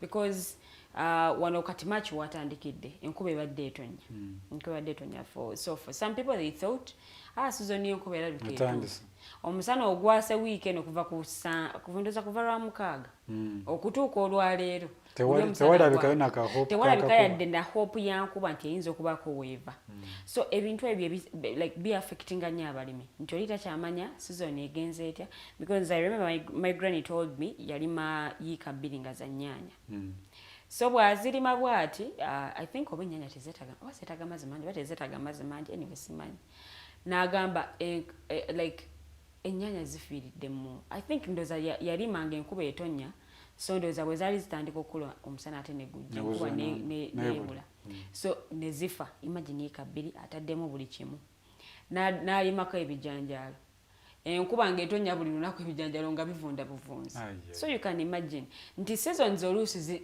abantu batabulwa olw'ensonga y'obutonde bw'ensi bugenze bwonooneka so enkuba we mugisuubirira ate si bwetonyera oluusi ne bwetonnya etonya nnyingi nnyo neyonoona ebintu waliwo gye nalabye mawulire ndowooza I think it was this week waliwo enkuba gye yatonye nerabidde ekitundu kibannaye nerabiddeyo ekitundu naye enkuba yatonye neyonoona ebirime byonna kumpi ng'olaba ebitooke byonna biri wansi ate ng'enkuba yali y'amaanyi so nesuula n'ennyumba ne wabaawo n'omuntu eyafa so ebintu ng'ebyo seasons zikyuse kati nti wagambe tulina seasons 2 naye ne seasons ebbiri omuntu okuteebera ddala nti kakati obudde wa season kituufu ekyo kakati awo omuntu takyasobola kukimanya because ne walaba months of the year nga walaba January, February, March engeri gye bazitumangamu mu Luganda ndoza bazitumanga kusinziira ku season nga bwe zinaatambula nti gatonya kakati gatonya is January. Yes, it's January. Someone told me amatooke gabanga mangi during the month of January, though I'm not so sure, but abantu tebakyasobola kumanya seasons nti kati mu season eneyimiridde etya nkole ki edda twasuubiranga ensenene mu November ne ol November omusana bwe gwayaka n'atuuka mu makkati ng'omusana gwakama ne beebuuza tuli mu November oba November tennatuuka nti oli asuubira nsenene naye kati n'ensenene zennyini tezikyabukanga bwe zaabuukanga edda okubeera ennyingi katale so ensonga y'obutonde bw'ensi I believe yemu ku bisinza okuaffectinga abalimi era nekiviirako n'ebyobulimi okugootala in one way or the other because oli bw'aba tamanyi alima mu season ki akungulira mu season ki that is what is affecting them era ndowooza nalabako n'amawulire still mu Nakasongola district ng'omusana gwase nnyo nga n'ebidiba by'amazzi ente mwe zaali zinywera bikazi. I was home. I will give you first time. I went home about 2 weeks ago, there about I think 3 weeks ago. Natuke waka, I just could not believe my eyes. Everywhere was more like you can go to a football field. Thing was flat, like as in flat. Chidiba. No, ngamba umuddo. Umuddo. No, amazzi enkuba yatonya like in 1 month. It rained for like 1 week straight. So amazzi buli omu n'afuna they were full, overflowing everything, and then it disappeared. Sun started. Neyaka, I honestly had not seen that. I think I last saw that when I was very young. There was a time there was so much drought that literally animals were surviving on only water. It was the same thing I saw when I went back. As in, mukeera kumacha, you'll wake up, find an animal is dead, just because there's not enough stuff to go around. So the season is just essentially. Kubanga oli baamanyanga nti January up to around April were rainy seasons, and then also January banga wa musana nnyo. I think it was, or was it? I think it was around March to May or June. March to May. Anyway, that's what I was thinking. But they were only in a year. There were only about 3 or 4 months of drought. So the other months, so the other months were moderate. Waliwo enkuba, then that normal situation. But nowadays, tocha amanyi. In the time that you expect too much rain, usually I think in around August or so, you will find drought. Dry seasons, dry spells, people's animals are dying because of that. So I agree, and the president did not highlight on that, but I also think his message that I can take in that regard was about because he was also telling people to grow pasture. Omuddo. Anti kakati onagusimba amazzi onafukiriza ki? Omanyite mu bitundu emu ensonga y'amazzi it's a very big problem. Yes, that's true. Because abamu balina boreholes. Ne boreholes oluusi zituuka nazo ne zikala. Okay. That's because I have my granny just abera kumpi awo ali awo Nakifuma. But there was a borehole around. Like ngeri kumpi awo newaka. So ng'omusana bwe gwaka nnyo. Mugendo sundanga teri mazzi. As in nekala. Nekala. So nga babagamba kakati nno munnange ekalidde ddala. Because wao watandika ng'osunda nga gajjirawo. N'osunda ne gagenda nga gakendeera okujja kwako ng'oyinza okusunda n'osunda nga tegannajja. Then olumala ne bujja omulundi gumu ne bulekeraawo. So eventually ne gabulira ddala awo nga mulina okunoonya ewalala we mujja amazzi. Ate nga balina okugajja mu kiyanja, ekiyanja eky'ente mwe zinywera. Mulina okujja amazzi aganaafumba agananywa aganaakola emirimu ewaka ate nga it's very very far. So abantu abamu mu bitundu ebyenjawulo balina ekizibu ky'amazzi. Amazzi amayonjo. Kakati abo ab'e Nakasongola luli bye nalaba ku mawulire. Ng'oli akulagira ddala ekidiba. Like ng'okiraba kinene ate nga kiri deep naye nga kikaze. Omusana gulwayo nye Nakasongola our neighbors. So I have seen a lot of those things. So, but also I think growing a pasture, because that is also going to be for someone who has some financial muscle. I think the pasture itself is not that cheap. Yes. President, there was a information name bamuwayo abana abalimira ku ttaka eddene. Abalinamu n'akasente and all that. But we have people nga ayina akantu ke katono naye nga ayagala abeeko byalimirako. Yes, ate abeeko kyafunamu. Okiraba so bw'ona omugamba okusimba omuddo, it will be a different case because akataka ke katono ayagala alimireko akolereko n'ebintu ebirala ate gwe omugamba asimbeko omuddo. Kyandikoze ekyangungu that I can also think about is probably to give muddo for free. To give that muddo for free. No, here is why I'm saying that. There are chances that if someone has an acre of land, they can raise like 2 to 3 cows if they have that pasture. So there are chances they can benefit from it. But ordinarily, for example, muntu ayina ettaka eryo nga talina na muscle esobola ku affording amuddo, what can they do? So that message cannot benefit them. The message will be for Bana abalina amataka amanene ate nga basobola okugula omuddo okugusimba. Because also okugusimba nga wali akasana, there are chances it will also dry. So there also has to be another system to make sure that there is a constant availability of water or a water source. I went home with some person that last time.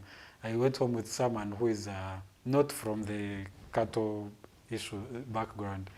Nangamba, you have a very dry land, I can see. But it's easy for you to do mulima like those boreholes. Underground and you spray it around so you have constant flow of water because the area you are, there's apparently they said there is possible to find water underground. Nagamba, why don't you do those things? And well, that is a good idea, except the people you're talking about even selling 1 cow sounds like a loss of a child. So it's also going to take more than just the speech of the president. It's going to take awareness that people have to look at a bigger picture. To see, I have my 100 acres and that is it. Okay, I have my 100 acres and 100 cows, obviously. Most of them have the ankole cows that one is going to have like 1 cup of milk. That is not going to benefit you at all. It's not going to benefit you at all. It's just about preservation of culture, which is okay. But we also need to look at the bigger picture, sustainability of the families and livelihoods, and making sure that we grow out of just living hand to mouth. Actually, enima ya hand to mouth erinyo mu central.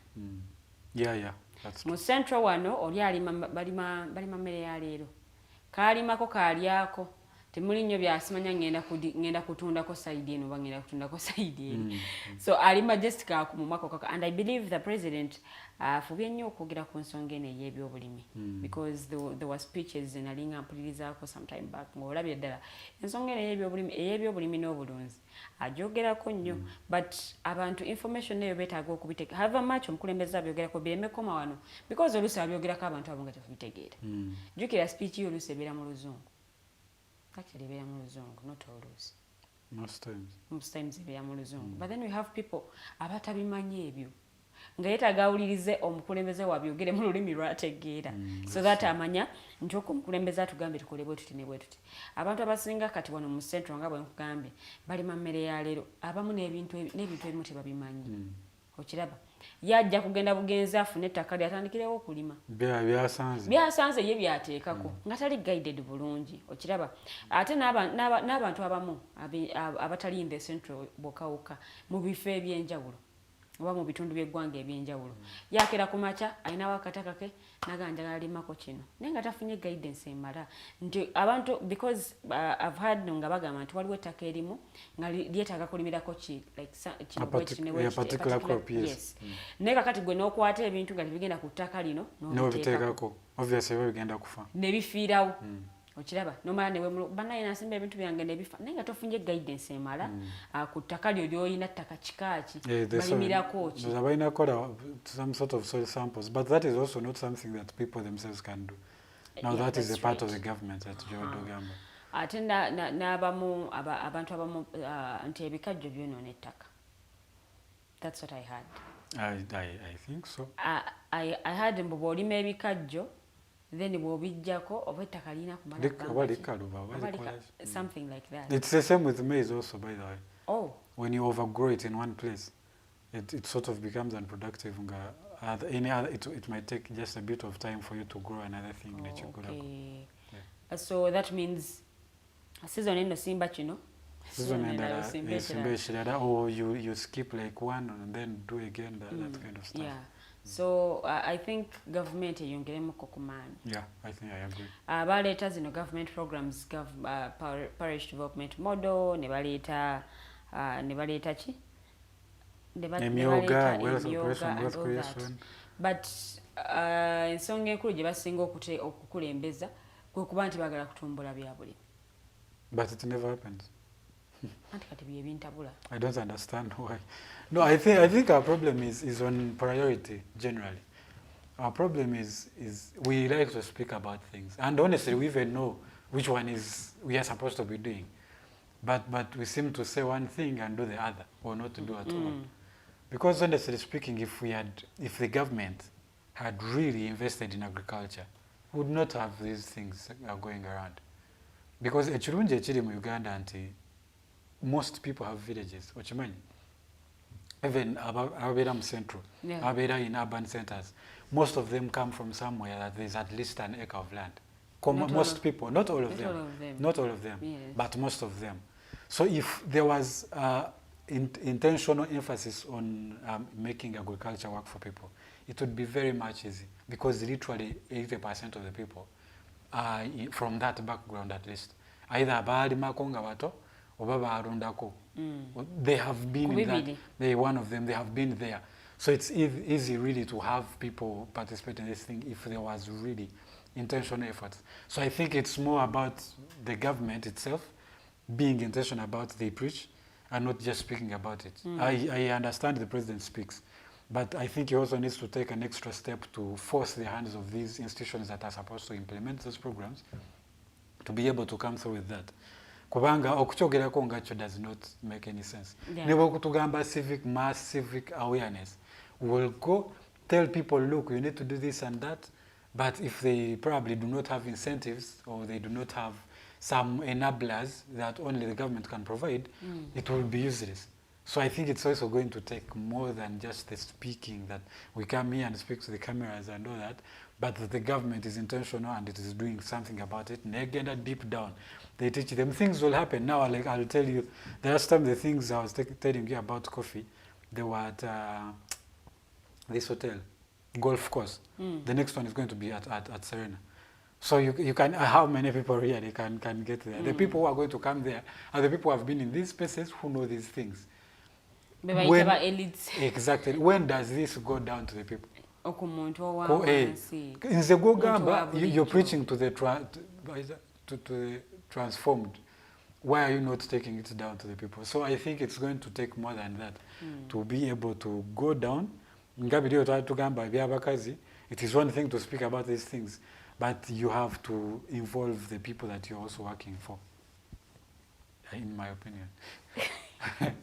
But we get that once, but Yes. I think we need to entrench it, go deep down, have the people contribute. Yeah, and then also about these programs as a government, for example, parish development model, abakulembeze mbanga mugamba nti ensonga ezagiresa kwongera kutumbula bya bulimi. Then go and teach these people ebyobulimi n'obulunzi. Someone wakes up in the morning nga just another passion yagala okulunda enkoko. Actually nze nakirina ekyokwagala ennyo okulunda enkoko, but then nga simanyi like nti okulunda kwetaagisa ebintu ebyenjawulo. Olina okumanya enkoko bazigema eddagala ki, mmere ki gye zirina okulya, bwe ziba nga nkoko z'amagi like olina kuzirabirira otya, oba nkoko za nnyama olina zirabirira otya. Nti abantu abamu ku bo yayagala like bw'ayingira mu kintu ky'okulunda ayingira mu buyingizi n'agamba nja zigulira emmere yonna yonna gye nnaaba nsanze, yerabidde nti enkoko zalunda oba za nnyama oba enkoko zalunda z'amagi. So the product efuluma gyafulumya nga ate tiri ku mutindo. So I think because tabera na prior information emala naye nga just yalina that passion, alina okwagala okwo okiraba. Kati of course ento ziruddemu ozimanyi, osobola okumanya nti ente yeetaaga kino bwekiti ne bwekiti. Naye kati nze bwe ŋŋamba nze ngende ntandika okuzirunda. I mean, I'm totally green. I don't even know anything. Nze kyemmanyi nti baziwe omuddo oba ne baziwe ebikuta by'amatooke. Ebikuta those are mostly in urban areas. They don't eat those things. It's entirely on grass. Pasture. Enkoko kati nze enkoko edda nga tulina obukoko, enkoko zaffe zetulunda nga tuziwa emmere, nga tuziwa omuceere. As in food. Nga tuziwa omuceere omufu. Like emmere gye muliddeko neesigalawo. Ate nga nkoko nzungu. It's enkoko eŋŋanda ze zitera okulya ebyo bwe bityo. Enkoko eŋŋanda era ŋŋanda zirya buli kimu. Ne kati enkoko enzungu. Kati nga tulina oziwa omuceere, embuzi zijja kuyiga mpola mpola. Wazikiriza okulya omuceere. Omuceere omufumbe. Like emmere gye mwalidde, kumba mwalidde matooke oba n'ebyenjanja ki. Kati ebimu ku ebyo bisigaddewo nga muzitwalira nga muziwa. Just imagine. Okiraba. So people need information ku butya bwe balina okulima obulungi n'okulunda obulungi. Ennima ennungi weetaagisa ki, weetaaga kuyiga ki, weetaaga kumanya ki.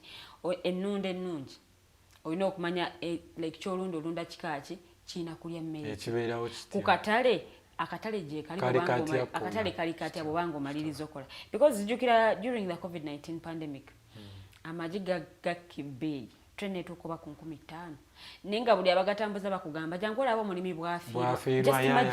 Jangu olaba omulimi bwafiirwa amatooke ne gatuukanga mangi nnyo katale nga batunda enkota y'ettooke ennene bweti ku mutwalo gumu. Ng'olya bana mujje mulaba omulimi bwafiirwa, mujje mulaba omulimi bwakola loss. Kati ne weebuuza kati ono omulala eyali agadde okuventuringa mu bulimi agenda kukola. Because wabanga alaba nga akatale kye kaliwo oli ali mu kugamba omulimi bwafiirwa, ye anaagendayo okolayo ki. Roger ne bw'obeera ggwe oli azaayimba jangu olaba omulimi bwafiirwa, gweoyinza okukola kyakola. Nawe ofuuka omulimi. Oyinza ofuuka omulimi for sure. Tosobola okiraba. That is self-sacrifice. Yes, because yemu ku nsonga lwaki kati abantu balimu babivaamu. Because bakikoze n'alaba nga like abantu balimu kufiirwa bufiizi. Okiraba. Ennyaanya bwe zigenda ku katale nga nnyingi nnyo jangu olaba omulimi bwafiirwa. Ate simanyi lwaki bateekako kamukalakaasako nga bayimba mu bulimi bwafiirwa. But I also think, it is one thing for the government to also do something. Naye ndowooza n'abantu beefiireyo okumanya ebintu bino ebirina okubeera. Toyinza kubeerawo nga gw'osuubira gavumenti kubanga egenda okukolera buli kimu. Yes. Ate n'emisomo gino bwe gibeerayo abantu bafeeyo. Abantu bafeeyo. Oluusi nno ebintu ebyo bibeerawo tulina rediyo z'okubyalo. Ne babagamba bannange Gindi waliwo omusomo ku nnima ennungi oba n'ennunda ennungi bannange mugendeyo okutandika ssaawa nga 8. Oli n'agamba nze olunaku lwange lwonna mbu ngenda mu kusoma. You understand? People have that way of thinking. So buli bw'ogaana okugenda mu musomo guno okuyigirizibwa ebintu bino onabitegeera otya because oluusi emisomo gino bayire gibeerawo nga gyabwereere nga tewetaaga kusasula ssente oba kugendayo egimu gibeera gyabwereere naye kati gendayo ofune information eyo gye weetaaga abantu bategeka workshops ez'enjawulo ku kulima ku kulunda and all those things so abantu bane tuveemu kinene ekyokugamba nti gavumenti etuyambe engolozi egenda kusanga mu njuyi abantu tukaaba gavumenti etuyambe oyagala ekusange mu nnyumba yo oyagala ekusange wo wennyini mu comfortable zone yo like mu gavumenti ekusanga awe ekuyambe leka tunoonye okumanya okwo kwe tunoonya kwe kugenda okutwongerako like kwe kugenda okutuyamba ate okweyongerako naye bwoba tunoonyezza kumanya then tojja kumanya era ojja sigala nga bw'obadde okola ebintu byo bw'otyo bw'obikola and you keep doing the same thing over and over again but then nosuubira results ennungi but because tonoonyezza kumanya of course you will not get those results bwezoyagala okufuna so omulanga ngubakubidde tebanneekwasa kati kansomeyo comments zino wano eno abatulaba ze bataddeko ono agambye Museveni is wrong on fragmentation. What if Ugandans are copying from him because he fragmented governance too, with many government agencies and ministries doing the same thing? I disagree with that one. You see, it's also it's not good to also politicize everything. That's not something you really translate from this side to the other. He's basically telling you, look, there are chances you'll get out of poverty if you work collectively. I don't see how that is related to even politics and governance. Sure. I don't see it. Well, it's my personal opinion. It's not even related. So I think that let's treat some things as purely as they are, and not transfer some things to other things. It doesn't make sense at all. Oh no, Angela Angel agambye totuwanira mbu president okimanyi nti Museveni yayonoonye buli kimu otuwoleza swa kanve wano obintamiza Angela Angel obusungu nga bungi nnyo ate bwoleese obusungu bungi atateereko ne emoji obulaga obusungu munyiivu nnyo sikitegedde lwaki simanyi I don't know. I'm sorry Angela, but let me tell you some things are just the way they are. Yes. You probably don't agree. You probably don't like a president as an individual. But some things he will be telling you, and that is what you need to do. You don't agree with him. You don't need to like him. But if what he's saying is helping you, take the information and leave him alone. And that is the problem I'm also getting with Ugandans. Nti ne bwe ziberanga programs za government. I was participating just because they are government. Just because they have nebazimuyamba. Just because omukulembeze w'eggwanga yavuddeyo n'agamba nti okay program eno keyamba abantu bati nebo bati and then someone n'agamba nze sigenda kikola just because NRM yekireese so that's a bad mentality. N'ogamba nti ono that's a very bad mentality. That's a very bad thing. Angela, I wish. I don't want you to I don't support NRM just for your information. And I am not asking you, I'm not here to tell you about NRM. I'm here to tell you that the things they were telling you, some of them can actually work for us. So please take the information. Leave the NRM and Museveni alone. If you don't like them, I don't mind. I don't care even. But hear the information and use it. That is the only way we are going to grow. But if you're saying that I don't like so, and whatever comes out of their mouth I do not want to hear, it's at your loss, honestly speaking. So, and we need to grow certain things really. Oh no, to Muhimbi say Hillary SM agamba the greatest challenge is misuse of funds meant for boosting such sectors. That's true. Kituufu ekyo nange nzikiriziganya naawe sente ziba zirina okubaako ekintu kyezikola oba okuboostinga sekita ey'enjawulo ate ne zikozesebwa bubi ate n'abazikozesezza obubi ne watabaawo kibakolebwako ekyo kituufu. I agree with Hillary. Yeah, so I think ekyo nakyo kyetaaga okutereezebwa. Ono agamba Uganda olemwa. When someone is in a center and he has now a rabbit costs 60k, he runs and buys one mbuturea and make money. In my village, one can have one can have one goat, one duck, one pig, kunsalo, one hen, one mango tree, one orange tree, and one cow. He will have only and on a cow he will have only a dibaliente, sad. Additionally, with some little puppy, mbo to guard his wealth, and he's right.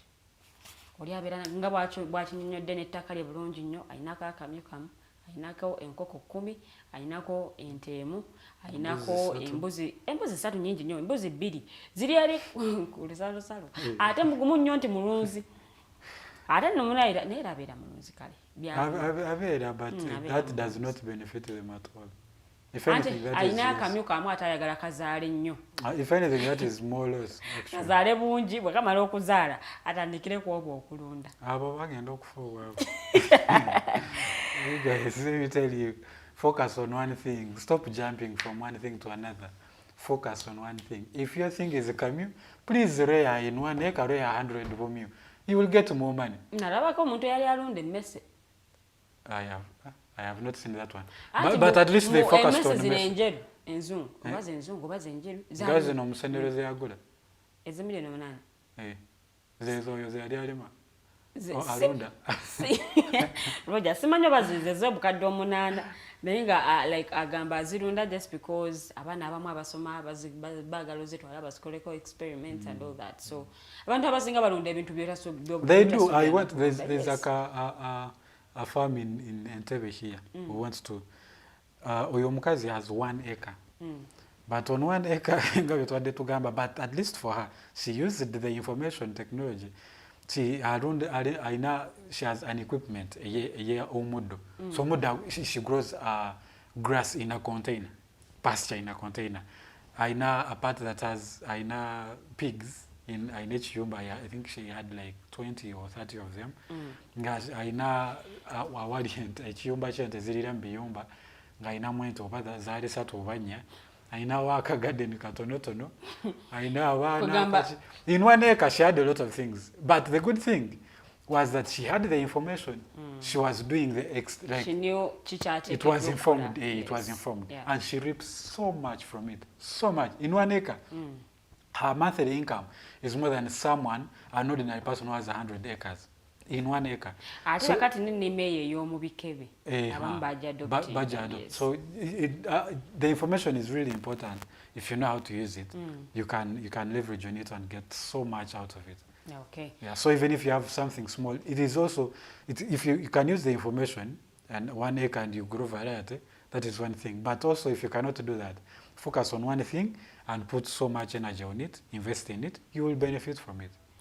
Well, a program ya folna korale togedde nnyo ku nsonga y'ebyobulimi ndowooza si abo tusinze okuliteeka, so kansule yafunyemu information emala kimu bibiri okuyiga n'okumanya tebikoma rather. So sorry tebikomawo si kyentegeezeza but tebikoma okuyiga tekukoma, so have that open mind okusobola okuyiga ebintu ebyenjawulo.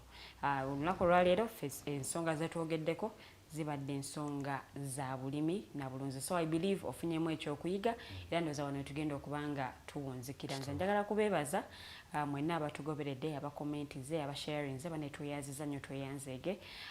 Tusinkane olunaku olw'enkya. Nze Omumbejja Luwedde Lilian, akazindalo kankaweereze Rogers Tulyahabwe ate naye atujja wano. Okay, thank you so much Lilian for this. Honestly speaking, I feel like we don't talk so much about those things. I feel like we also focus on a lot of other things. And so, to me, it's important that these things are talked about once in a while. Abantu ne bamanya nti these are things that actually do matter. Because people seem to be moving away from agriculture. That agriculture is something that can get us out of poverty. So, out there, if you're doing something, I am a product of agriculture and pastoralism, honestly speaking, my education, my livelihood was funded by that. Yes, my education was funded by that, and so are my all other siblings. So if it does benefit. So if you hate it. If you, I don't hate it. Not we have people who hate it. If you hate it, it's just about mentality, really. You need to understand that these things, if you know how to use the info, it's not you necessarily going to go to the farm. If you can use the information, like I was saying, you can find the mechanism of doing things. So you benefit from it without necessarily having to carry the whole and digging by yourself for your child. So it depends on how you really use the information. So I hope that there is something that you got from us today. But also one thing about Angela, guys, look, if we don't need to agree, you don't need to like me. But if there's something that is going to benefit us, please follow the information, use the information. You have absolutely nothing to do with me. You will probably never even meet me. So I may not be of use to you as an individual, but there are chances that some things we will share and they will be useful. Now, abakulembeze especially abali ku ludda oluwabula government basobola okusomesa abantu however much tebakkiriza oba mu gavumenti eriko but basobola okugabula abantu okubenefitinga mu programs za gavumenti zebireetaddewo so their voice also matters bwe kituuka ku nsonga nga zeno. Yeah, I think it also works that way. Naffe tulina ebyokukola but the leaders also need to do their role okwagaliza abantu ebintu bino to lobby for them, some more those things that can give people that information they need. I think Njogeddenyo, have yourselves a good morning. We will meet again tomorrow. Tomorrow, yes. Mighty Drive. At the Mighty Drive, Mukuru Arnold Anthony Mukose ne Omumbejja Luwedde will be in this place, and there will be baja kuletera obwangwa n'ennono, so we also keep you grounded. Have yourselves a good morning.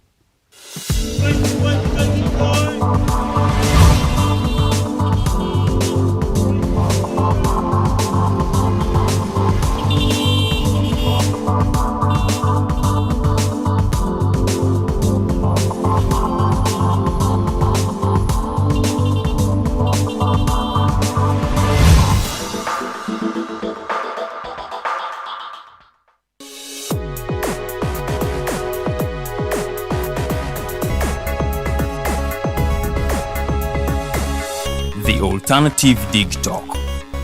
Real issues, real talk.